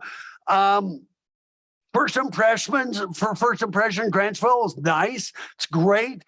One of the big problems of Utah is your streets. I always blame Brigham Young for making streets so wide you could turn a wagon in them. And now we want to narrow the streets and be more intimate. But we still had lots of street trees. It wasn't just desert. And by the way, if we wouldn't have eaten at the Outpost, we probably would have eaten at Verge's. But you know what? No curb appeal. I mean, it's like put some pots, some benches, anything out there, because here's a really cool thing. And by the way, they have good reviews. And we did eat the one that's in Tooele. But we ate the Outpost instead. But here's a fast fact for all your retailers, restaurants, 70% of first-time sales comes from curb appeal. We all travel. Have you ever said that looks like a nice place to eat? We judge the book by the cover. Curb appeal. I mean, you know what? You want to know how important curb appeal? Have you ever been to Station Park?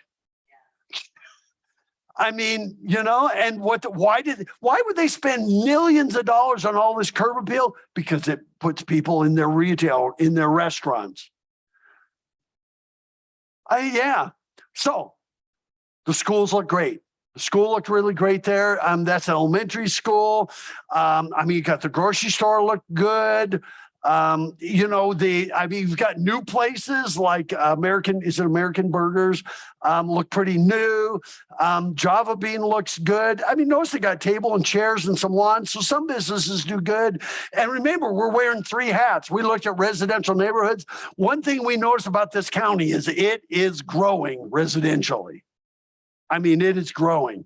And so that's cool. That's tax base for you. And so we did drive through neighborhoods and everything. And so we just thought, man, lots of industry. This is the Walmart. And we just went, wow, we saw purple. We saw lots of industry in the whole valley. We were really impressed. And it looked like, so Grantsville looked like a great place to live. So I want to give you one thing right now. I'm going to take a little side trip. I want to talk about what millennials are looking for. These are people basically in their 30s and very early 40s, mainly in their 30s. And by the way, there are more millennials than boomers. It's the biggest generation in U.S. history. They're the most educated, the most diverse, and they want to be civically involved. They want to be part of the problem. Well, part of the problem. They want to be part of the solutions. They want to be actively engaged. Us baby boomers, we were down with the establishment. And so then we became the establishment and really screwed it up. And then, so what did they want?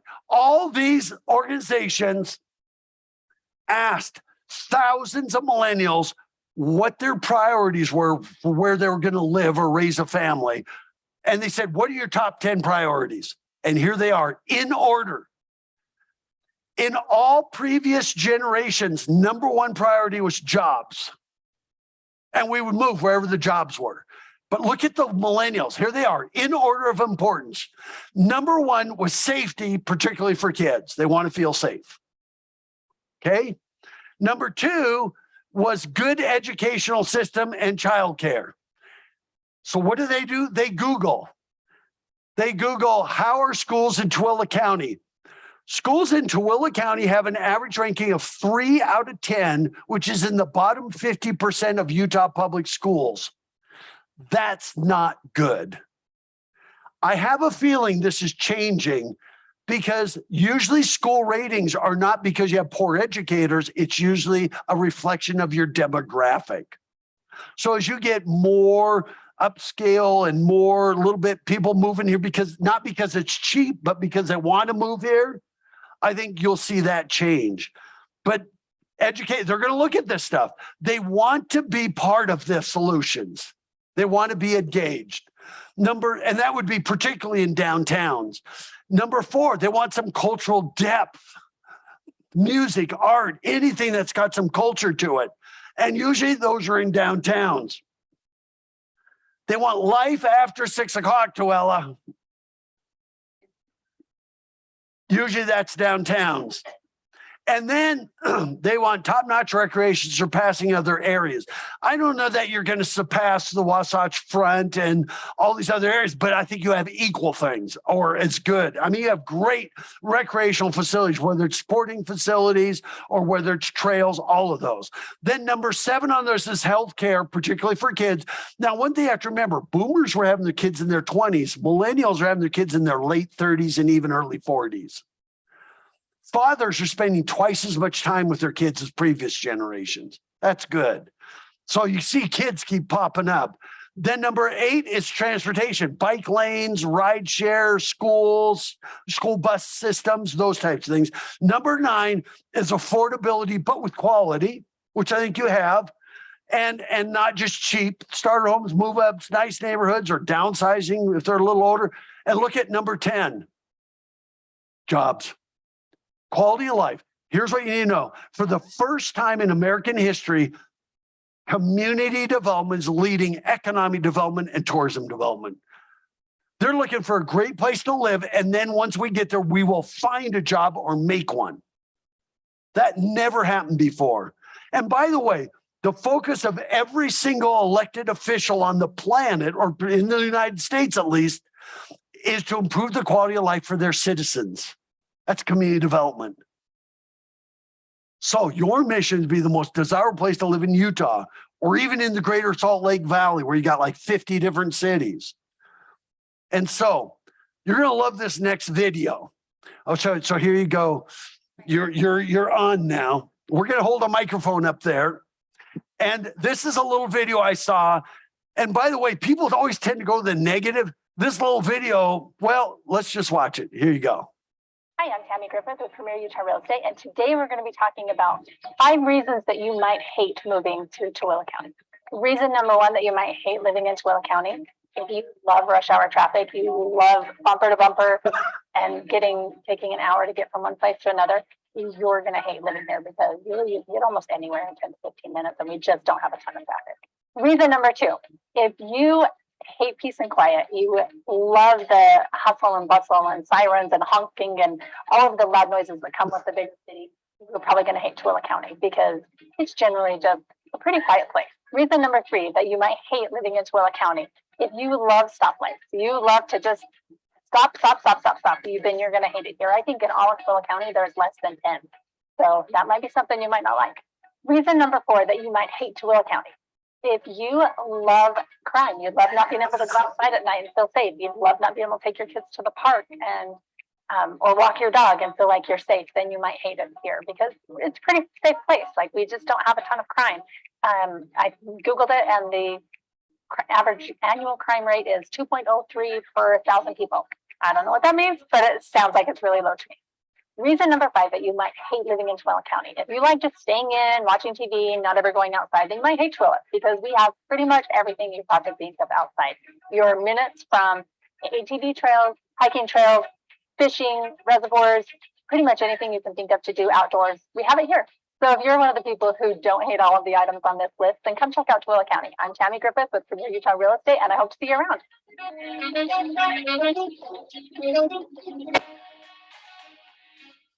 I would put that right on the middle of the county's homepage. I mean, I really would. And I just think that is awesome. But, you know, by the way, she said the crime rate was 2.03 on the national average. You know what the average is per 1,000? 11. She didn't know what that meant, but that's how many crimes we have per 1,000 people, and in a year. I mean, that's really low. And so those are all good things that millennials would love. She went right down the list, pretty much.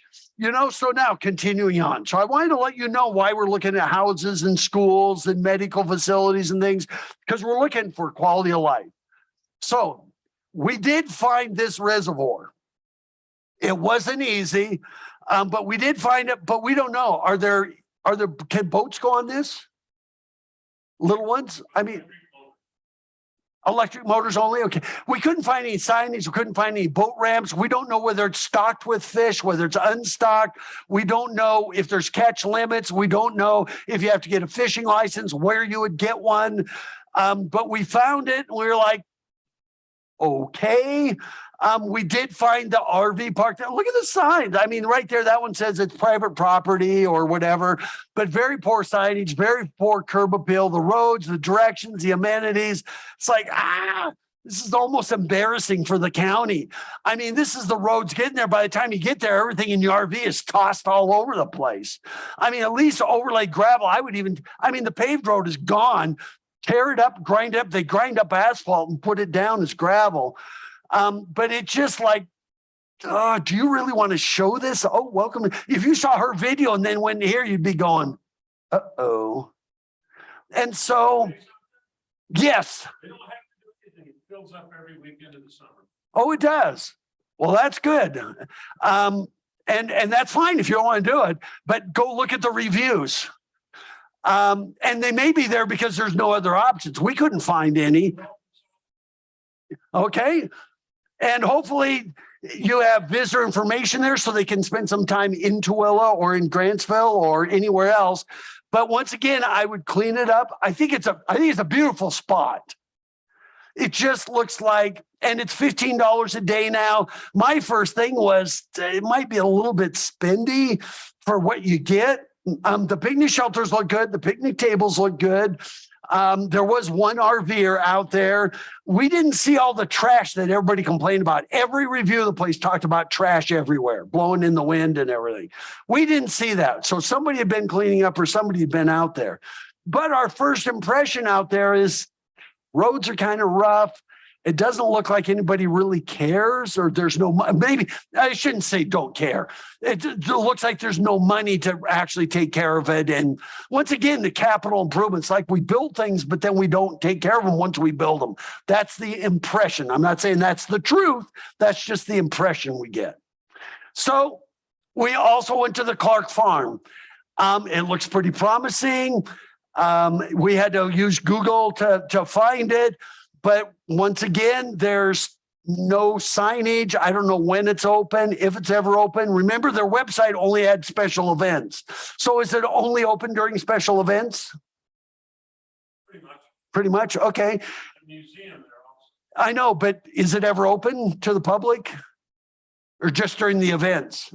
No, it's through the summer, like all museums in Utah. Okay.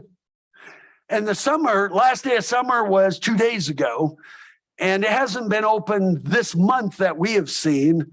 But once again, put a sign there, just says, hey, here's when we're open if it's Memorial Day to Labor. And now one thing I have to understand about museums, these are volunteers, almost always universally. They're volunteers giving their time. They're not going to work 40 hours a week there. So I totally get it. But one thing you do is say, invite us back. And we could put in the marketing, hey, our museums are open on the weekends in May, June, July, August, September, and they're open every other weekend in September and October or something, just something. Because right now there's just no information at all, even right next door at the Daughters Utah Pioneers or the museum here. And by the way, a lot of people from out of Utah have no clue what DUP is. So you just have to remember that for visitors that are coming into Utah. We see a Grantsville DUP museum. I know what it is. Well, I worked all over the state, but they wouldn't have any clue. So you got to make sure that's somewhere in your signage. And then you'll invite us back. We look for Stansbury Front Trail. It took us to this point and said, you're there. No wayfinding. I don't know whether it's straight. I don't know whether it's left. I don't know if it's way up there. I don't know how the roads are. No information. Now, I could have gone to all trails and gone up there further. But once we got this far, the roads started getting really narrow and really rough. Because there's a lot of, tell me if I'm wrong, there's a lot of entrance points for that, correct? Doesn't it? You can get onto it here, because it goes along the entire base. It does. Okay. So, should we have multiple locations for that? Yes. You might have three primary ones, the ones that have the most parking. She might say Stansbury Front Trail North trailhead, central trailhead, south trailhead, and do that in there. And then, we can go to all trails, which is probably the number one trail map. But for us with wayfinding, and by the way, there was no wayfinding to these trails. There was no wayfinding to any trails that we could find anywhere. However, once and Google and Apple don't even know, you have to go to all trails, go onto a different app, type in key in the trail, and then it can help trail. But they're mainly for once you get to the trail, here's how to walk it or ride it, whatever you're doing. And so but you could do that, and there might be 4 other trail entrances, but they might be in a residence or they might not have very many parking. So market maybe your key ones. So you could do that with your wayfinding. Get up in the national forest and they have more. Yes. And a lot of yours. Market down below. Right. And a lot of times what happens is once you get to U.S. Forest Service land or BLM land, once you get there, there's their signage, but between you and them, there's nothing. And that's what we're trying to fix. You're right. And so we missed that one. So this is what we saw in the Grantsville area. The reservoir course was open. The motorsports campus look is open. Nothing was happening. But this was our experience in September, one of the peak months for travel. Remember, it doesn't end at Labor Day. And so not real good. So, the assets are phenomenal, but we couldn't spend any time or money in them. And so, okay, Tooele, your turn. We did find the Pioneer Museum, and it says open most Tuesdays, but call first. People aren't going to do that for the most part. You'll get a few, but people, for the most part, it looks amazing. And it wasn't open this Tuesday. It hasn't been open. And it's like, no. And so that was too bad. So we did see it. Looks great. Spas should have amazing curb appeal. So people reviewed this as a tourist attraction, but it didn't look that great. And so I want to talk about curb appeal just for a second. So even next door looks better than the spa itself. But you know what? This I took in St. Albert, Alberta. That's a coffee shop right in the corner. Before, you ready? After. He actually changed the name from Thomas Coffee Shop. He did the dark sign, but same building, same everything. After. His sales went up 400% just doing that. Going from that to that. 400%. That's the power of beautification. It's just amazing. The best retail shop, this is like 2 doors away from the spa. That's yours? Yes. See, and I didn't know that. It was the best outdoor beautification of anything in the entire county.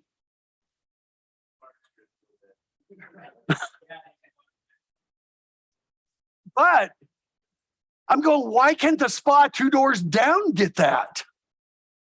And I just thought, yes, he gets it. You've got the sound board out there. You do a really great job. I had no clue. I didn't know, but it was the one thing that said, we want to go in there. It was the one shop. Nobody else does it. I'm going, are you guys, come on. His challenge is he's on a side street, so it's easy to get missed. But if you're coming down and we noticed you, we did. We came down heading north, and then we could see you over there and go, oh, we got to go check that out. And we did. Great. Over here's the Millpond Pond up in Stansbury, and of course it was apparently a home, but beautifully landscaped. One suggestion for them is, really, you have a Jersey barrier as your main sign? Oh, come on. But that's how important curb appeal is. Look at this next photo. I took this in Neenah, Wisconsin. We believe cities should take care of curbside beautification. City, county, curbside. That would be street trees, curb, cleaning gutters, those types of things. But facades should always be downtowns or merchants. That's before, that's after. Retail sales went up 35%. If he took away all his beautification in front of his shop, I wouldn't even know if he's in business, because so many shops on that part of downtown are empty. but he told me he's in business and he cares. So, I mean, look at this. Women account for 80% of all consumer spending. I'm waiting. There's always a comment like, that's all? Or tell me something I didn't know, but that's actually a true fact. I want you to see this next photo. What do you see? The guys are standing there because there's not enough room. The benches are taken up with guys. I have two words for you. Think benches. I mean, you should have 20 in downtown Tooele where you have a downtown area. You should always have benches. They should always be at the facade facing out. You know, the reason we put these on our front porches, we may never sit them, makes our home feel welcoming. It's the same with retail. And so when we're down here, like Vintage Barn, that might be a really great place, Vintage Barn, no curb appeal whatsoever. We look across the street and there's no incentive to walk over there because there's no curb appeal. His place, there was lots of incentive. And so when you walk up and down the historic downtown, I mean, that part of your downtown, this is what you see. It's just bare. It's just facade to concrete. I mean, we got weeds, we got paint, we got rust, we got signs that are falling apart. I mean, is this actually operating? I would have never thought it in a million years. No offense. It looks like it's been abandoned for 10 years or 20 years. There's just no curb appeal. You know, I mean, like all this would seem to be kind of up to date. So I thought, well, somebody must be doing something there.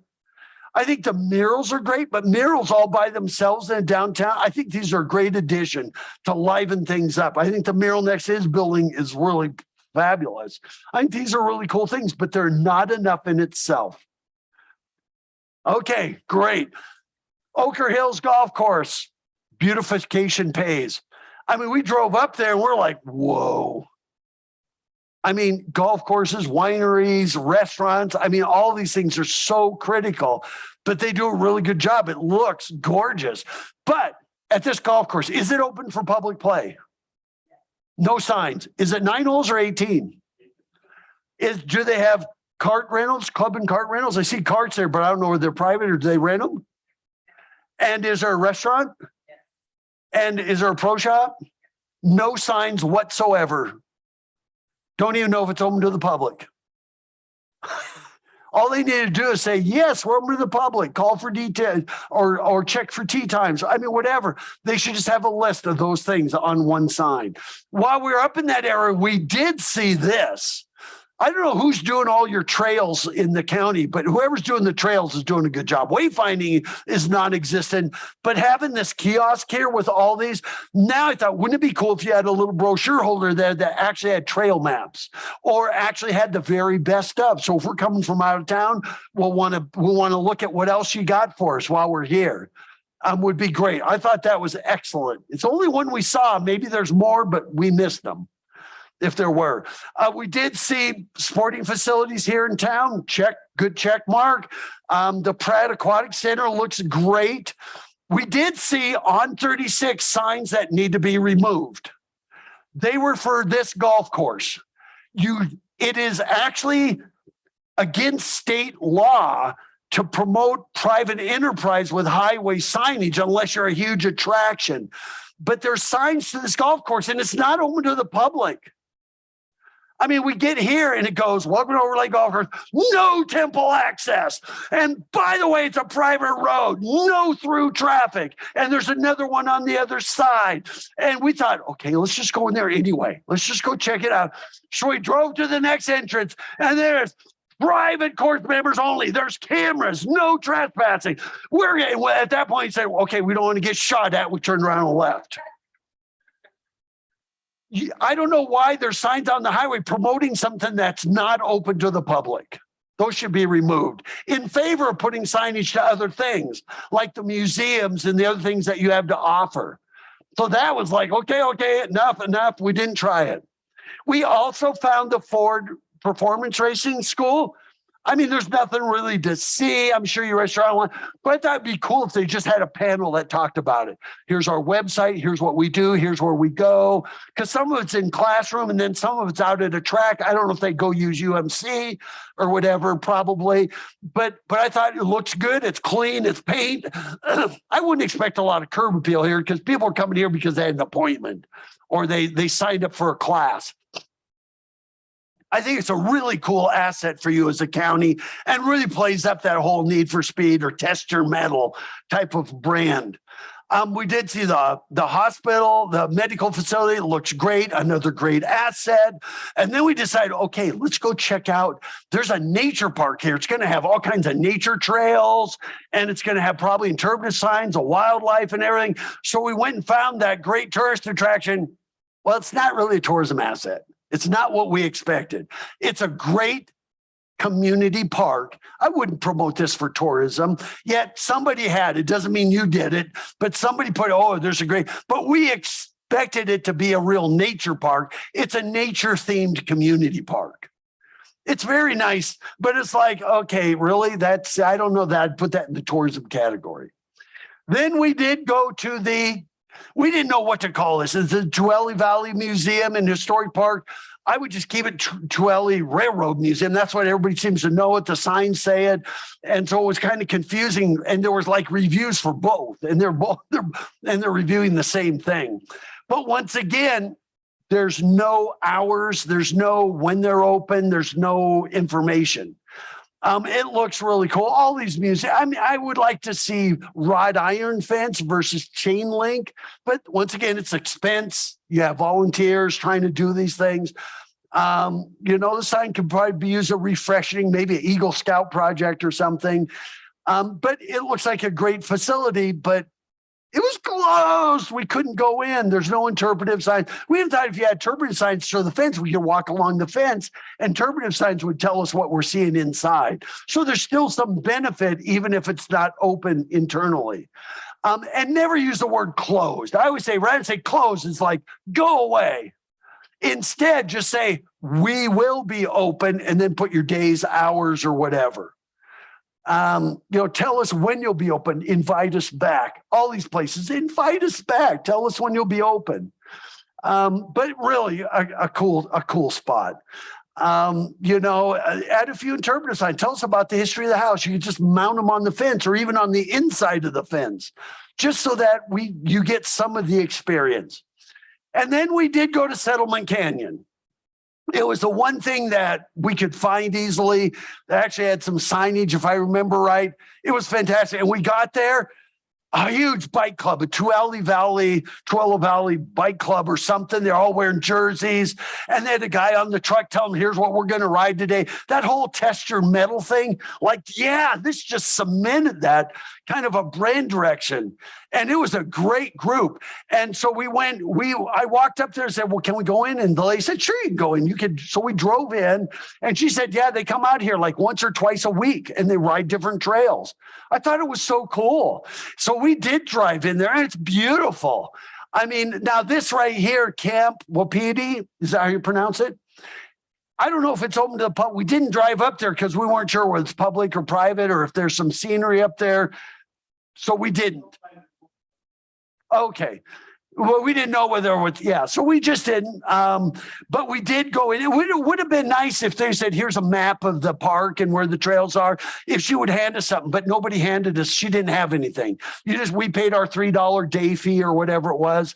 And then we went and drove around. Now there are a couple of map stuff, but we want to take with us. There's no cell service once you get in there. So it would have been nice to have a little map of that whole, showing the amenities there, like the campground and those things. But, and you can put visitor information there. Nice campground there. This one was well maintained, taken care of. It has partial hookups. Otherwise we would have stayed there.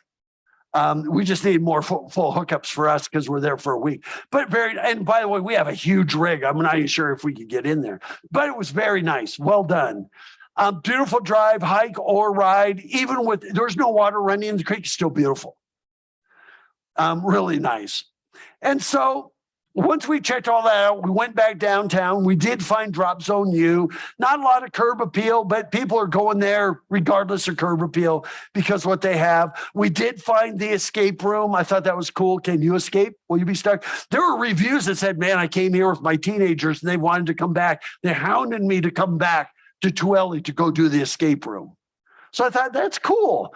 And right out in front of there, this is the busiest food truck in town. And by the way, food trucks are always controversial. I'm so glad you have them. So glad.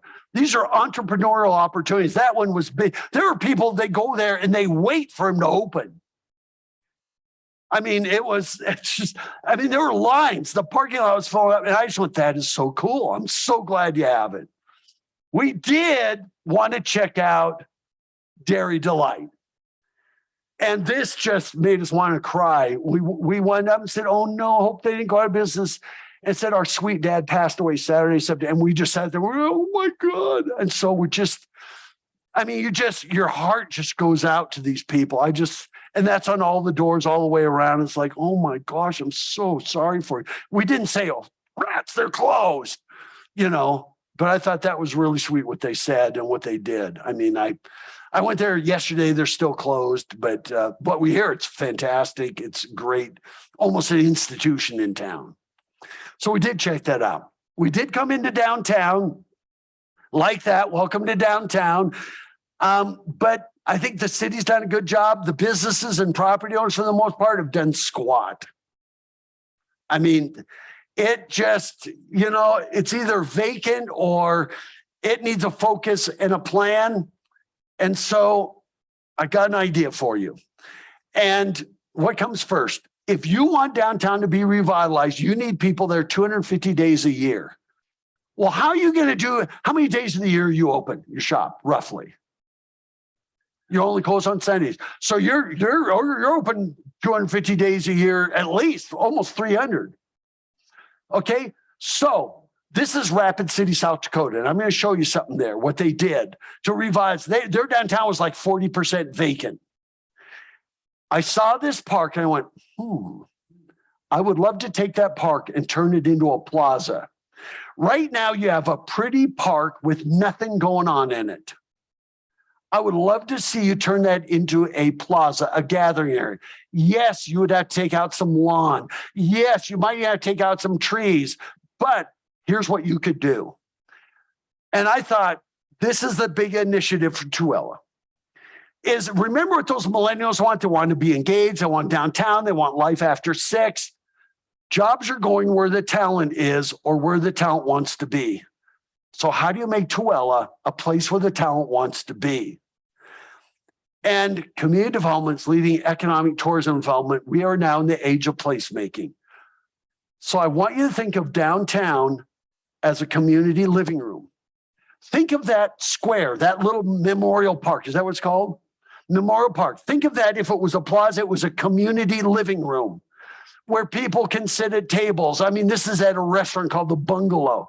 But even in towns are taking these. Used to be parking spaces, and they're building places where people can come and hang out and have activities where you might have music. You don't even have to have a stage necessarily. And it's all unamplified music.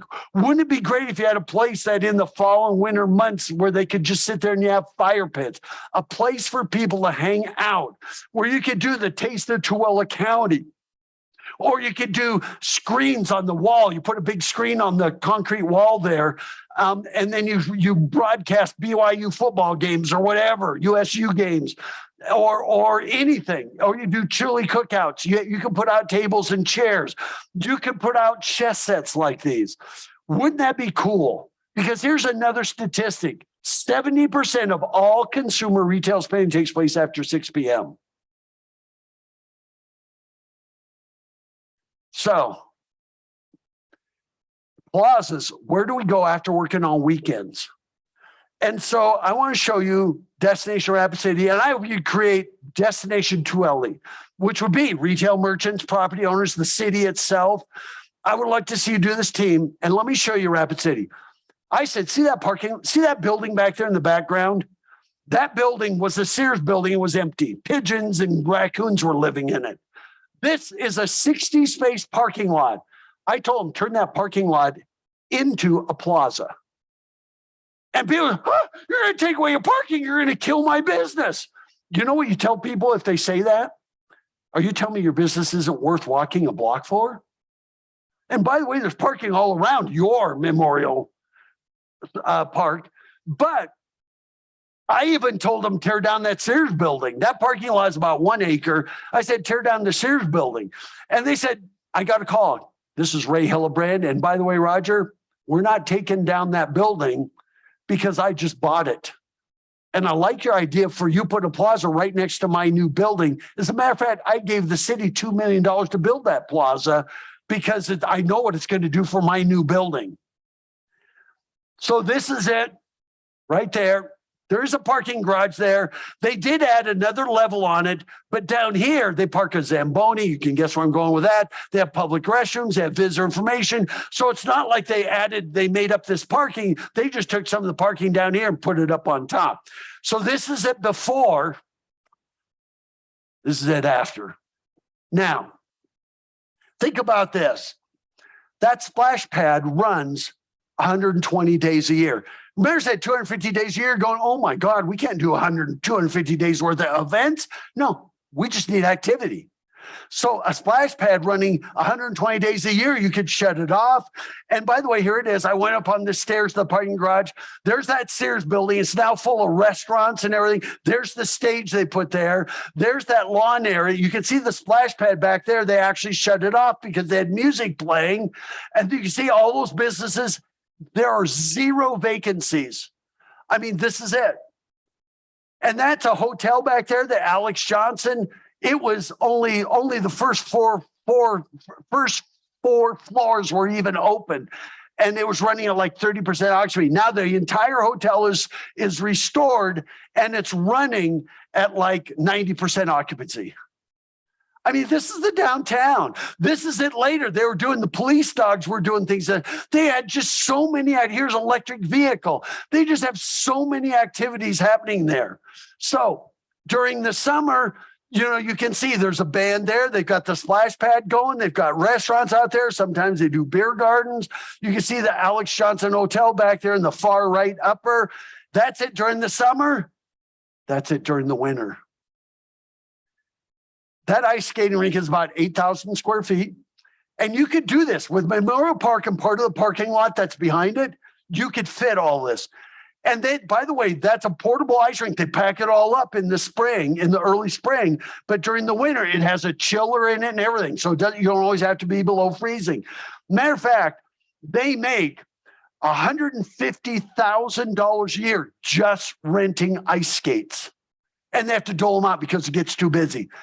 So can you imagine a splash pad 120 days a year? So that's what it was, 4 months, not 6 months. 120 days a year, ice rink 120 days a year. There's 240 of your 250 days right there. In the same spot, that's where the lawn was. So does Rapid City, do they do the scheduling and promoting of the downtown park there? Yes. And so what they did is they created a business improvement district. So, and I'll tell you how they funded it in just a second. And so they're at 9 o'clock at night, they have people get out of the fountains and they go to higher pressure and they have music and color and everything for like 20 minutes. And then look what somebody wrote. This is Monday night movies on the square. The average attendance is 3,000. I grew up in Rapid City. It was never as cool as it is now. The average age of a person buying a home in Rapid City dropped 12 years after they built this plaza. Young families were coming back for Boone Plaza. Now, on this plaza, Rapid City is a town of 85,000. I'm going to give you a better example in just a second. But look at this. Main Street Square is now a big attraction is Mount Rushmore. There's 0 vacancies. As a matter of fact, people complained about losing the parking. They said, if you put a plaza in there, people are they won't be on retail shops. They'll only be hanging out in the plaza. So I told them to make me a list of the 25 businesses that complain the most. And I went there. It had been open about a year. And I went there, sunglasses on, baseball cap on, and I'd walk into them. And out of 25, I talked to 14 business owners. And I would walk up to them and I would go, you know, that plaza thing over there, does that really help your business? 14 of 25 said it's the best thing Rapid City has ever done. Nobody complained about it out of all 25. They all said it's awesome. And there's 0 retail vacancies, lower turnover. Businesses are open later in the evening. Many of the businesses have broken their sales records. The average population is dropping. It's a great place for conferences, conventions, trade shows, you name it. I mean, if there was one thing I would tell you, I would do that. I mean, putting these things out, you need a plaza design, programming, and management plan. No architects. This is an empty room that you program however you want. You might have a portable stage. You might have fire pits in the winter. You would always be changing it out. Just like a convention center, it's pretty boring if there's nothing going on. Architects tend to want to build things, and we don't want built things. We want a space that's open for everyone, regardless of income or whatever. I mean, these are weatherproof foosball. I mean, you could go buy these big chest things. They're like 25-inch tall. They're like $700 for that and that. I mean, you could get Jenga blocks for $79. They've done this in downtown New York City, in the middle of the Indianapolis airport. There are ping pong tables and foosball tables. They have no problem with theft because people protect things they take ownership of. I mean, can you imagine have a stage in the summer? You do Zumba classes every Wednesday morning. You have a Zumba or yoga instructor come out. You know, you do Tai Chi on your square. Can you imagine this? Now, let me tell you about Rapid City. I'm going to stop for a second. Rapid City spent $6 million for their plaza, and he said we should have done it for less than $4 million. There are grants to do this. There are CDBG. There are grants to build plazas. Because it needs to be plain. It needs to be a hard surface that can drain, and then you ring it with trees, but you always are changing. You do need a storage building. You put stuff in so you can put stuff in and out of there. Just think of a community living room. So in the case of Rapid City, which is a bigger case, $500,000 a year to run it. So now, before people freak out, they get $50,000 a year from downtown merchants on a business improvement district. Everybody in their downtown core pays for Main Street Square. Okay. And it's a taxing authority. So they do that. It's $50,000 a year they raise from business improvement district. The city gives them $50,000. Now you're half the size of Rapid City. So cut it in half. So just remember, you can do it for $25,000 a year. The city put in $25,000. They make $125,000, $150,000 a year renting ice skates. They make another $100,000 a year on vendor sales. So when they bring in food trucks, they say we get 10% of your gross sales. So there's no daily rate. We just, whatever they sell, we get 10% of it. It's on an honor system. And they'll have all kinds of jewelry vendors, farmers markets, food trucks, you name it. That's another over $100,000. Then they make another $100,000 on or plus on sponsorship. They raise about $700,000 a year. Public sector, the $50,000 from the business permit, $50,000 from the city. All the rest they make themselves. They make themselves. So they'll put out chess sets and say chess set sponsored by so-and-so, like American Burger sponsors it. So they put out sandwich boards for them. So they sponsored this. I mean, there's ways to make this happen. You can even do this where people say, okay, you can invest $1,250 and for that we'll get 4 of these four to score giant game sets at $200 each. You can even do all these things. So what you have is you have a building somewhere. It doesn't have to be much bigger than this room where you store the stuff, and every couple of weeks you change things in. What you want is people all over saying, I wonder what's going on downtown this week. I wonder what's going on downtown tonight, after school, after work. And so it changes. So you can buy all these things and you might have 2 or 3 people full time. They're going to make their own way. They'll pay themselves. They'll pay their way by renting ice skates if you're an ice rink in the winter. You know, so I mean, can you look at that? Even hula hoops, $950. And then you put out a sandwich board sponsored by so-and-so. Sponsored by the county, sponsored by the city, sponsored by the hospital, sponsored by anybody. I love these these spun chairs. You sit in them like a top, spin around and everything. I mean, so these are all quick ideas. These are musical instruments. They could be out there all year. It's just creating a place in your downtown. You might even have some of these boot stores. You have somebody that makes jewelry or does wood carving or anything. This little plaza could be a business incubator. I mean, you can even do a portable skate park. We could just keep going on here. Look at this, the cornhole tosses. I mean, you could go get these fire pits, 8 of them. So these are the investments that people could make. The city doesn't pay for that. We've worked in places where they have exercise equipment there all year. And in the middle of the winter in Canmore, Alberta, people out there in their ski gear using the exercise equipment. But these are all the things that you could do. And these will all be part of this. We're giving you this presentation so you can go through it. I love this imagination playground. They're like foam Lincoln logs, if anybody remembers Lincoln logs. And how cool is that? But if you were to buy all of that stuff I showed you, everything I showed you right there, all of it, and what you wouldn't have to do, remember, and that would cost $76,000 for all of that. And then need a place to store. It could be a public works building, could be anywhere. And then sponsor sandwich boards. I mean, you could pay for all that in sponsorships easy.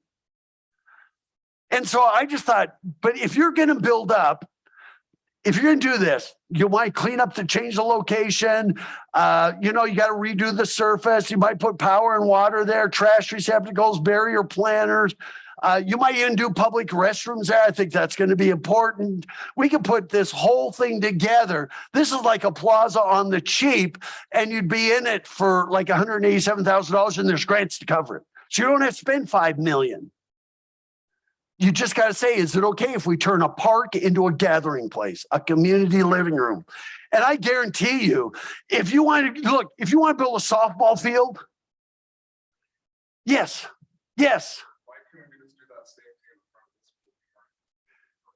You could, except, I'm glad you asked that question. Let me just finish this and now go right to that. There you go. You got all of this. The whole, and that doesn't include all of this stuff you're seeing going on right there. I mean, look at the difference. And one has a return on investment. And I'm not saying anything against ball fields. However, you always want to put your plaza in the heart of the spending district. And the building that backs up to that park? I'm hoping a restaurant would go in there and have doors that open right onto the park. I don't know what's in there now, but you always want to put it where it can be monetized. So you want to have restaurants, retail, and everything. And what you don't want, because that's a state highway, is you don't want people crossing the street. So that's why I picked over there. But it could be that park and the parking lot behind it. I don't know who owns that, if that's public, that's kind of heading, would that be heading west? But that's why I picked over there, because on this side, everything closes at 5. And I didn't want people walking across that highway to his place or any retail that comes in there. That's what I was trying to do. That's why all towns and that's such a good question. I'm glad you asked that. You always want to monetize it. And so we want people to walk from Dairy, Dairy, was it? Oh yeah, Dairy Delight, sorry. We want them all on that. That seems to be the pedestrian side, that's why. Yeah. And so these are just all the fun things you could do. And so I would do like a paver surface. These are just examples. That's in downtown Seattle. They've done this in Detroit. They've done it in downtown New York. They don't have vandalism problems. They actually have high school students to come and take care of it. I just kept thinking, I know this is a pretty park, but it's not a gathering place. The only activity we've seen there all week was there was one couple there that put up a hammock between two trees and we're hanging out there. That was the only activity we saw all week. Yes. Is the size of the appropriate? Is there enough? Perfect. Yes. Remember, you're not Rapid City, but if you want a good example, go to Caldwell, Idaho. Go to Caldwell, Idaho. Make the trip up there. Caldwell, Idaho was the dregs of the Boise area. If you live in Boise, you would never drive 45 minutes to Caldwell. It was like the dregs. It was like the Bronx. It was, and now you should go to Caldwell. People from there, And so they put in the middle of their downtown Indian Creek Plaza. Private investors have spent nearly $30 million in downtown Caldwell since they put in this plaza. It has an ice rink that's an oval rink that's permanent, and it's underneath where these people are now. I mean, it's amazing what happened. You cannot believe it used to be Caldwell always went to Boise. You know what it is now? Boise is going to Caldwell. I mean, it changed everything in their downtown. You got to go see it. If you ever have a chance, go see what it did. Their downtown was 85% vacant. Now it's full of restaurants. It's full of shops. I mean, it is just incredible. If you want to see one, and that's a town of 50,000. So it's still bigger than you. But you know what? Tooele, you're 35,000. You still have a service area of over 50,000. Caldwell's fairly, I don't have a bunch of photographs of it, but very similar to what you saw in Rapid City. So I hope if you want to revitalize your town, what comes first is people there on a consistent basis. Wherever people are on a consistent basis, retail follows. When we started building suburban malls in the 50s, people moved to the suburbs, the malls followed the people. If you want people to come back downtown, you want retail to come back downtown, you got to get people there. And if the people are there, his business is going to thrive and do 10 times the business. And other people say, I want to be there next to it too, within 1 or 2 blocks, 3 blocks. That's why you should do it. So let me finish up. We did not just check out Grantsville and Tooele. We did actually go to Stansbury Park area. We saw the sign. We did go to the grist mill. It is awesome. I thought the grist mill was probably your best tourism asset, other than your trails and recreation. But you're in Utah where everybody has that. I thought it was phenomenal. I love seeing that there's a farmer's market. Is it going to be open this Saturday from 9 to 1? Is it still running? Great. And so I think that's fantastic. Now, if you had a plaza, I'd move that downtown. Absolutely, because you could monetize it. If you had a plaza, I'd move your farmer's market always in downtown. And but once again, no smoking, that's fine. Please check in at the Miller's house. I mean, we're not from here. I don't know which is the Miller's house. There's a lot of houses there. Admission free, donations appreciated. I thought was fantastic. No hours. I mean, it's phenomenal. This is the one thing of all the things we saw, it was the one thing we really, really wanted to see when we walked around it. And remember, I'm taking pictures hanging out over a fence. And so I mean, it's just phenomenal. I just think this is incredible. It's one of the best tourist attractions I've seen in all of Utah. I just thought I'd work on the weed control outside the gate, outside the fence. I'm glad it's wrought iron, but I would start doing some weed control out there. I know it's probably a highway, state, or whatever. It doesn't matter. Get volunteers out there to do some weed control for the interpretive signage. Because that looks kind of overgrown. And I know it's not inside their property, but it still reflects on you. And the only way we found out the hours was there was a sandwich board laying on the ground behind the fence. I would actually mount that on the fence, even so that we know when you are open, Thursday, Friday, Saturday, and so it's a great sign. I would just put it rather than have it laying on the ground and having it up when you're open, have it so we know all the time. So that was fantastic. There wasn't one single historical attraction open in our visit this week. And that was just this week, and we are in September. We did go across the street to Stansbury Park, checked it all out. We saw they had a skate park in there, but it's more of a community asset for the people of Stansbury Park more than a tourism asset. The signage there was just so bad you can't even read it anymore. And people have to remember, this is a reflection on you as a community. We did see the observatory. It would be nice if there was a reader board. Somebody left their soccer ball out there. And so it would be nice if there's a reader board that said when they're open. We did walk up and we did see this on the side of the observatory. And it does have dates in August, April, May, June, July, August, September, October so that was great. I would just like to see it out a little further. Looks like a great asset. I mean, when we're driving around Stansbury Park saying, yeah, I want that house or this house or that house. I mean, there were several places we saw that. Looks like a great development. We read the history of it. Sometimes people are a little ahead of their time, but it looks like a great place to live. There's the golf course there. And once again, is this golf course? There's no signage. Is this open for public play? Does anybody know? It is. Yeah, wouldn't know. We didn't know whether it's a residents only club. The only signs you have are signs that are no coolers, no beer, no alcohol, unless you purchase in a snack bar. So we do know they have a snack bar, but that's all we know. And so once again, add a sign. So we did check that out. Stansbury Park looked great. Easy access to Interstate 80 and everything. So I thought, yeah, that's nice. We also saw the Academy out there. We went, whoa, that looks like a really nice place. We're glad to see that. So people are worried about public schools. They're, you know what? I got to tell you, our daughter lived in Edmonds, Washington. And she got so tired of the woke culture and where her kids were being taught that she moved to Spokane to put her kids in a private school. People are moving to locations where they can get a private education that fits whatever their lifestyle is.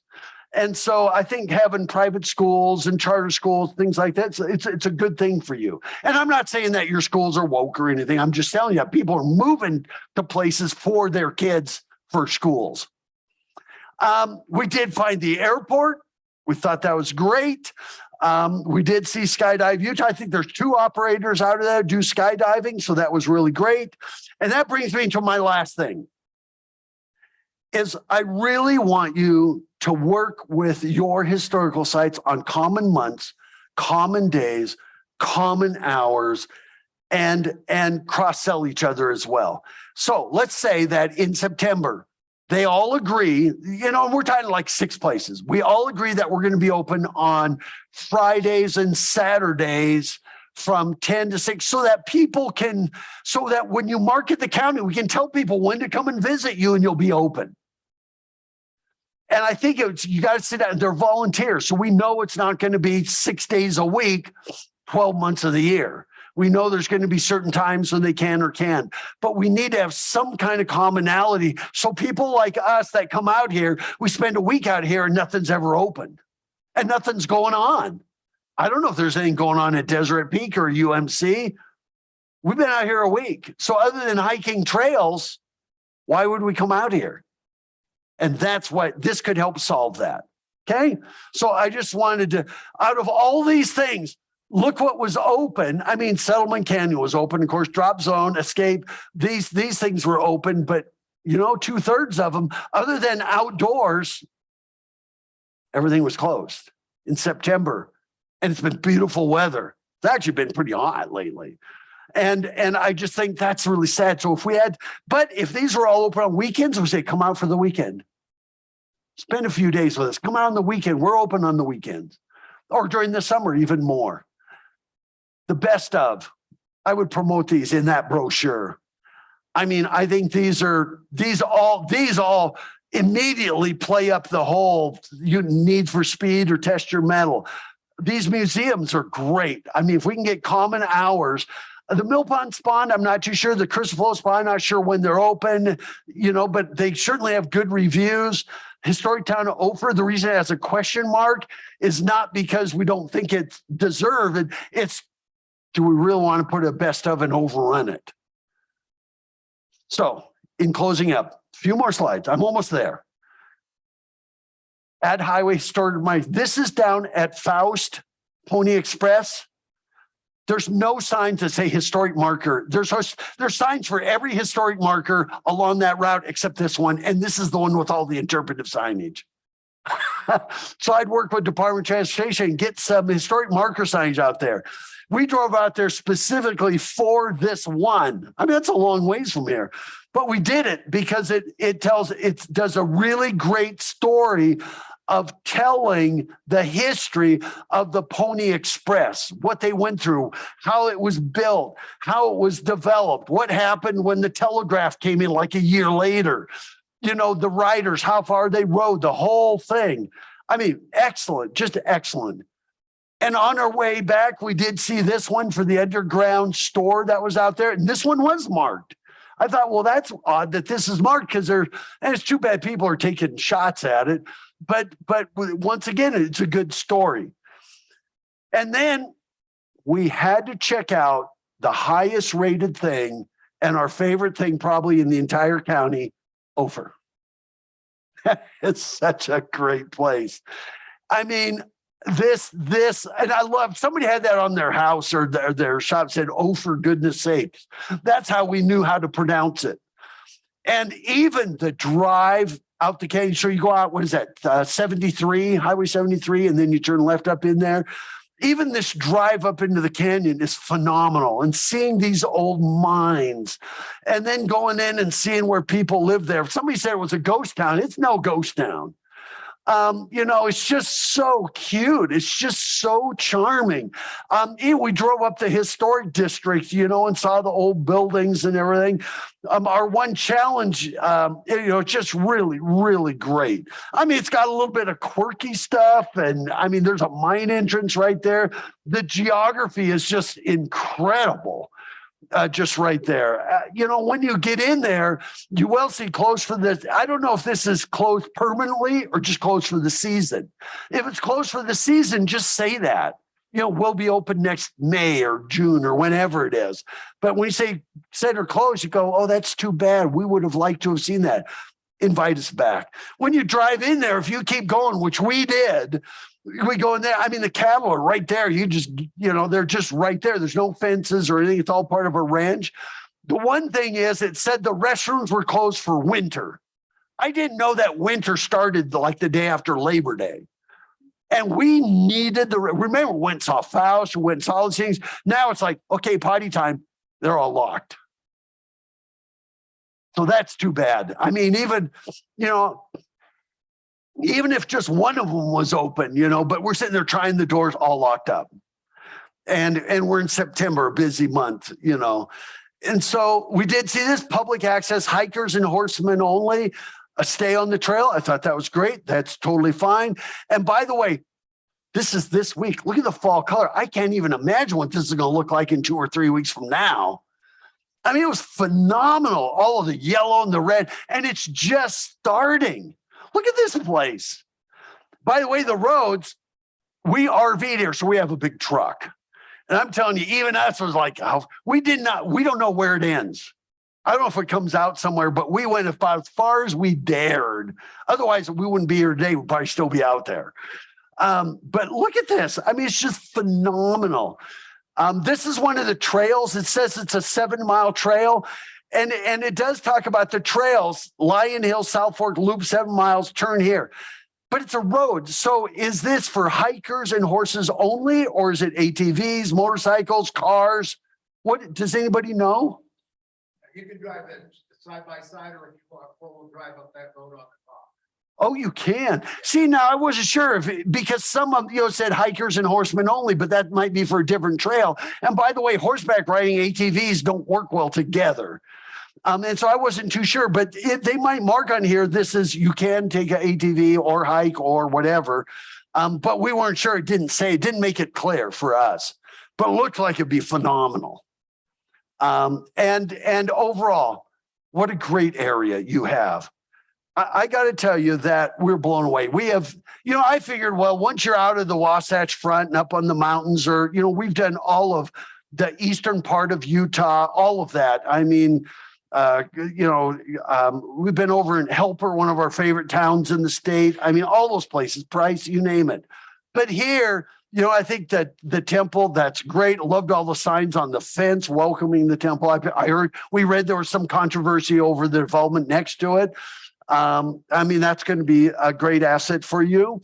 I mean, we did find the university there.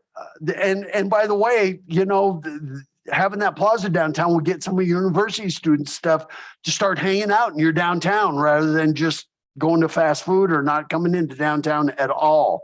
We did see the technical college down there. It's great. I mean, look at the curb appeal of these places. They do a great job. Even the high school looks great. When I read the review of the high school's rating, and that's one rating, maybe there's other ones, but we thought all the schools look really good. They look like great schools. And so I just think that you have amazing people here, and I think what you're doing is phenomenal. I think, some of the places we've been asked to assess, they weren't really tourism ready.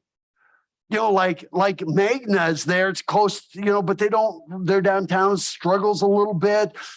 Kearns has the Olympic Oval, but nothing else really for tourism other than some food places. But you've got it all. And I think people are going to love it over here. We would love to come back and RV in your county. I can't think of a better place unless we're over in the Mighty Five, the national parks, to come. I think what you have here is phenomenal. And that's what I have for you today. So I went over my time limit by about 5 minutes, but does anybody have any questions? Because if not, because what we're going to do is when we're done, I'm going to tear down all this. And then for people that want to stick around, we're going to have kind of a stakeholder meeting where you can ask really hard questions about tourism and funding and downtowns and whatever you want. But I will tell you that I think what you have here is really great. You're a growing community. And as people are living here, a lot of people are living here because it's cheaper than the Salt Lake Valley. We want them to live here because they want to be here and they're willing to pay whatever the price is. And that's what we're trying to do, is improve the quality of life. So this is not just about tourism. This is about you. And remember, the number one reason people travel is to visit friends and family. When friends and family visit you, where do you take them? Are you keeping them here in the county? Is anything open? See what I mean? And that's what's really important. So go ahead.